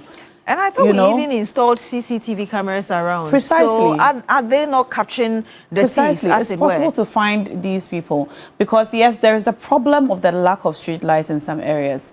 But then again, there are some which are installed in some other areas. And for us who have seen a video of someone carrying the whole street light on his shoulder, and it was still on. The light was on, and we're making jokes about it. It's high time we made, scapegoats of some of these people. This has to stop. It's something that's supposed to protect all of us. And then you go and take it and steal it. I really, sometimes, I don't understand how some of us think. The understanding is that the police cannot be everywhere catching all these people, but of course that's where the community watchdog becomes very relevant. And you also mentioned the CCTV cameras. Are we watching them? Are they functioning? Just so that we are able to fish out these individuals. It may be you may call it tiny theft, but at least when somebody is held accountable, the next person who is watching will know that if I'm caught when I go do it, I would equally be in such a situation. You see that street lights are installed on the motorway. Yes. The very next day, it's pitch black. Yes. And it doesn't happen once or twice. It's constant. It's constant. It's high time these people are brought to book, made examples of, to deter other people. Yeah. Because they're empowered when they feel that, of course, nothing nobody will watches. be done. Yeah, they're empowered when they feel that nothing will be done. Yes. Anyway, we'll continue to bring more of details and stories on areas that need street lights urgently. We have received some calls from Teshin Bush Road, yes, the Accra Tema Beach Road, and the motorway. Yeah. And some areas in Oyarifa, Bush Road to La, from Teshin Bush Road to La. among other areas. So if you're watching and your area also has no street lights or any of the streets or roads that you use, you commute to and fro to work and so on, please let us know. All right, our WhatsApp number is active and we will follow up. Shall we do some birthdays now? Of course, yes. If it's your birthday, like we always do it here, we'll help you to celebrate it very big and in a special way. So, yes, we can help you celebrate. One of our colleagues, I call him the Ray. He's Raymond. He said it was his birthday today. So, Raymond, happy birthday to you, and for all of you celebrating your birthdays. Yes, who are those? Okay, so we'll do the birthdays very shortly. But attention, all parents of first-year SHS boarding student. EduPac, the Ghana Education Service approved and supported national SHS initiative implemented by Prospectus Ghana, is now in progress across Ghana. Parents across the country are already registering so that their children's trunk, Macintosh, mattress, pillow and plastic chop box will be ready and waiting at their school before reporting day. So do not delay and be caught in the usual last-minute market rush, carrying heavy items under pressure. Now with EduPac, your child does not need to travel to school with these 4 essential items. To register, simply dial *713*821#, visit any ADB branch or go to www.edupacgh.com. Make payment, keep your receipt and present it on opening day to collect all your child's EduPac items. Your EduPac registration follows you to any SHS you are placed in. So avoid the stress, avoid the rush, prepare with confidence, all at a very affordable price. EduPac approved and supported by the Ghana Education Service. For more information, you can always call 0500 600 607 or 0302 955 050. Remember, EduPac, no stress, no wahala. Now let's help you celebrate your birthdays today. Okay, before that though, we promised 500 Ghana cedis. Yes, we've given one. Oh, we've given one, okay. So the next one is about to win something good for the beginning of the week. That's amazing. Okay, and there you have it, 0248 668, and the last 3 numbers, I'm sure if it's your number, you know which are the last 3 numbers. Congratulations to you for winning. Yes. So 1,000 cedis gone, and we'll send one more 500 cedis. So if you played, please keep an eye on your Momo inbox. The money will drop. But in the meantime, if it's your birthday today, we're wishing you a very happy birthday. These are our celebrants for today. All right. It's our director's birthday. Yes, yeah. Harriet. Okay, Harriet Asumda. Yes. Happy birthday to you. Fantastic director. Our favorite director. Hi, Coco. Coco will not be happy with you. she's my plug for groundnut paste. Oh, me too. Yes. Yeah. Yes. I bought some last week. Yes. Harriet, happy birthday to you. And we're wishing you all the best for the year. A great year starting from today. Amen. Yes, may it be really the best of the best days that you've had. Amen, yes. amen. We love you so much, Congratulations. Yes, we love you. Now let's see the rest. Okay. Oh, Komala. So many celebrants in house. Yes. Komala, presidential correspondent. May the good Lord bless your new age from all of us here at Media General. Happy birthday to you, Komala. Jude Barry Junior, much love from Mommy, Daddy, and Julia. Happy birthday to you. Constance Mensah, happy birthday. Age with grace and more wins. Happy 92nd. Wow. Birthday to... Oh, that's Coco's grandmother. Wow. Coco is our director here. To Mrs. Florence Adai Shandoff, from the entire family, God bless and continue to keep you in good health. Wow, 92, and she looks strong. Yeah, very strong. In that picture, wow. Daniel Kweku Emisa, God bless your new age, Daniel. Happy birthday to you. Eyiram Kamali Anku of Treasures Christian School in Ho in the Volta region. God continue to guide and protect your journey into a resourceful man for himself and country. What a prayer. Happy birthday to you. Mavis Techi, cheers to grace and profound happiness. Happy birthday.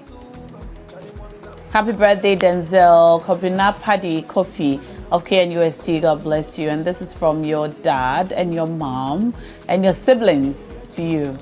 Happy birthday, Wadega. Third runner-up, GMB 2021. God bless you, Missy. All of us here at Media General wish you well. And Reverend Nana Jumosa Pong, President of Friends of Rivers and Water Bodies.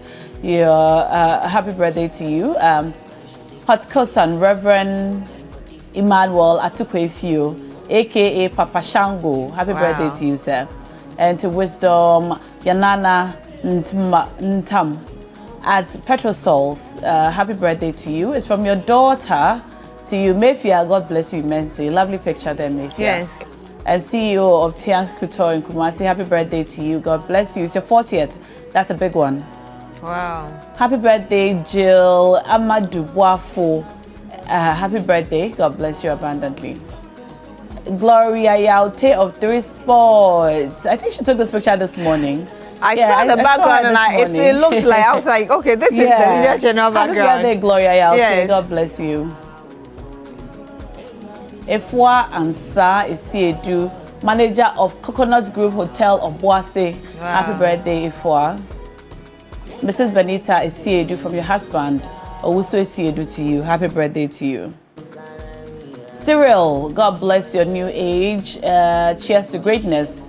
From First Lady and Justice to you. Joshua Nyakun. Oh, yeah. He's here. He's a guy. Have you seen the pose? Big man, Charlie. I like this picture. The pose. Joshua, God bless you. Yes. God bless you abundantly. Amen. All right. Okay. And a very special happy birthday going out to Jehoshabeth Adelaide Amenya of Unimac. And this is from Kweku, KKB, especially going out to you, Jehoshabeth. Enjoy your day. If it's your birthday today and we didn't send you shouts, this is a special one for us, from us to you. Happy birthday to you. Yes. God bless you. And also, happy birthday to Professor Itia of the University of Ghana School of Law. It's your birthday today from Benedicta Amma to you. Happy birthday, Prophet Tia, from Benedicta Amma to you. Celebrate your day in grand style. God bless you, sir, abundantly. Any more birthdays? No, I think that's done. It? Yes. All right. So happy birthday to all of you. See you tomorrow. Thank you for joining us. My name is Beatrice Edu. Now. Oh, I'm anointed from the head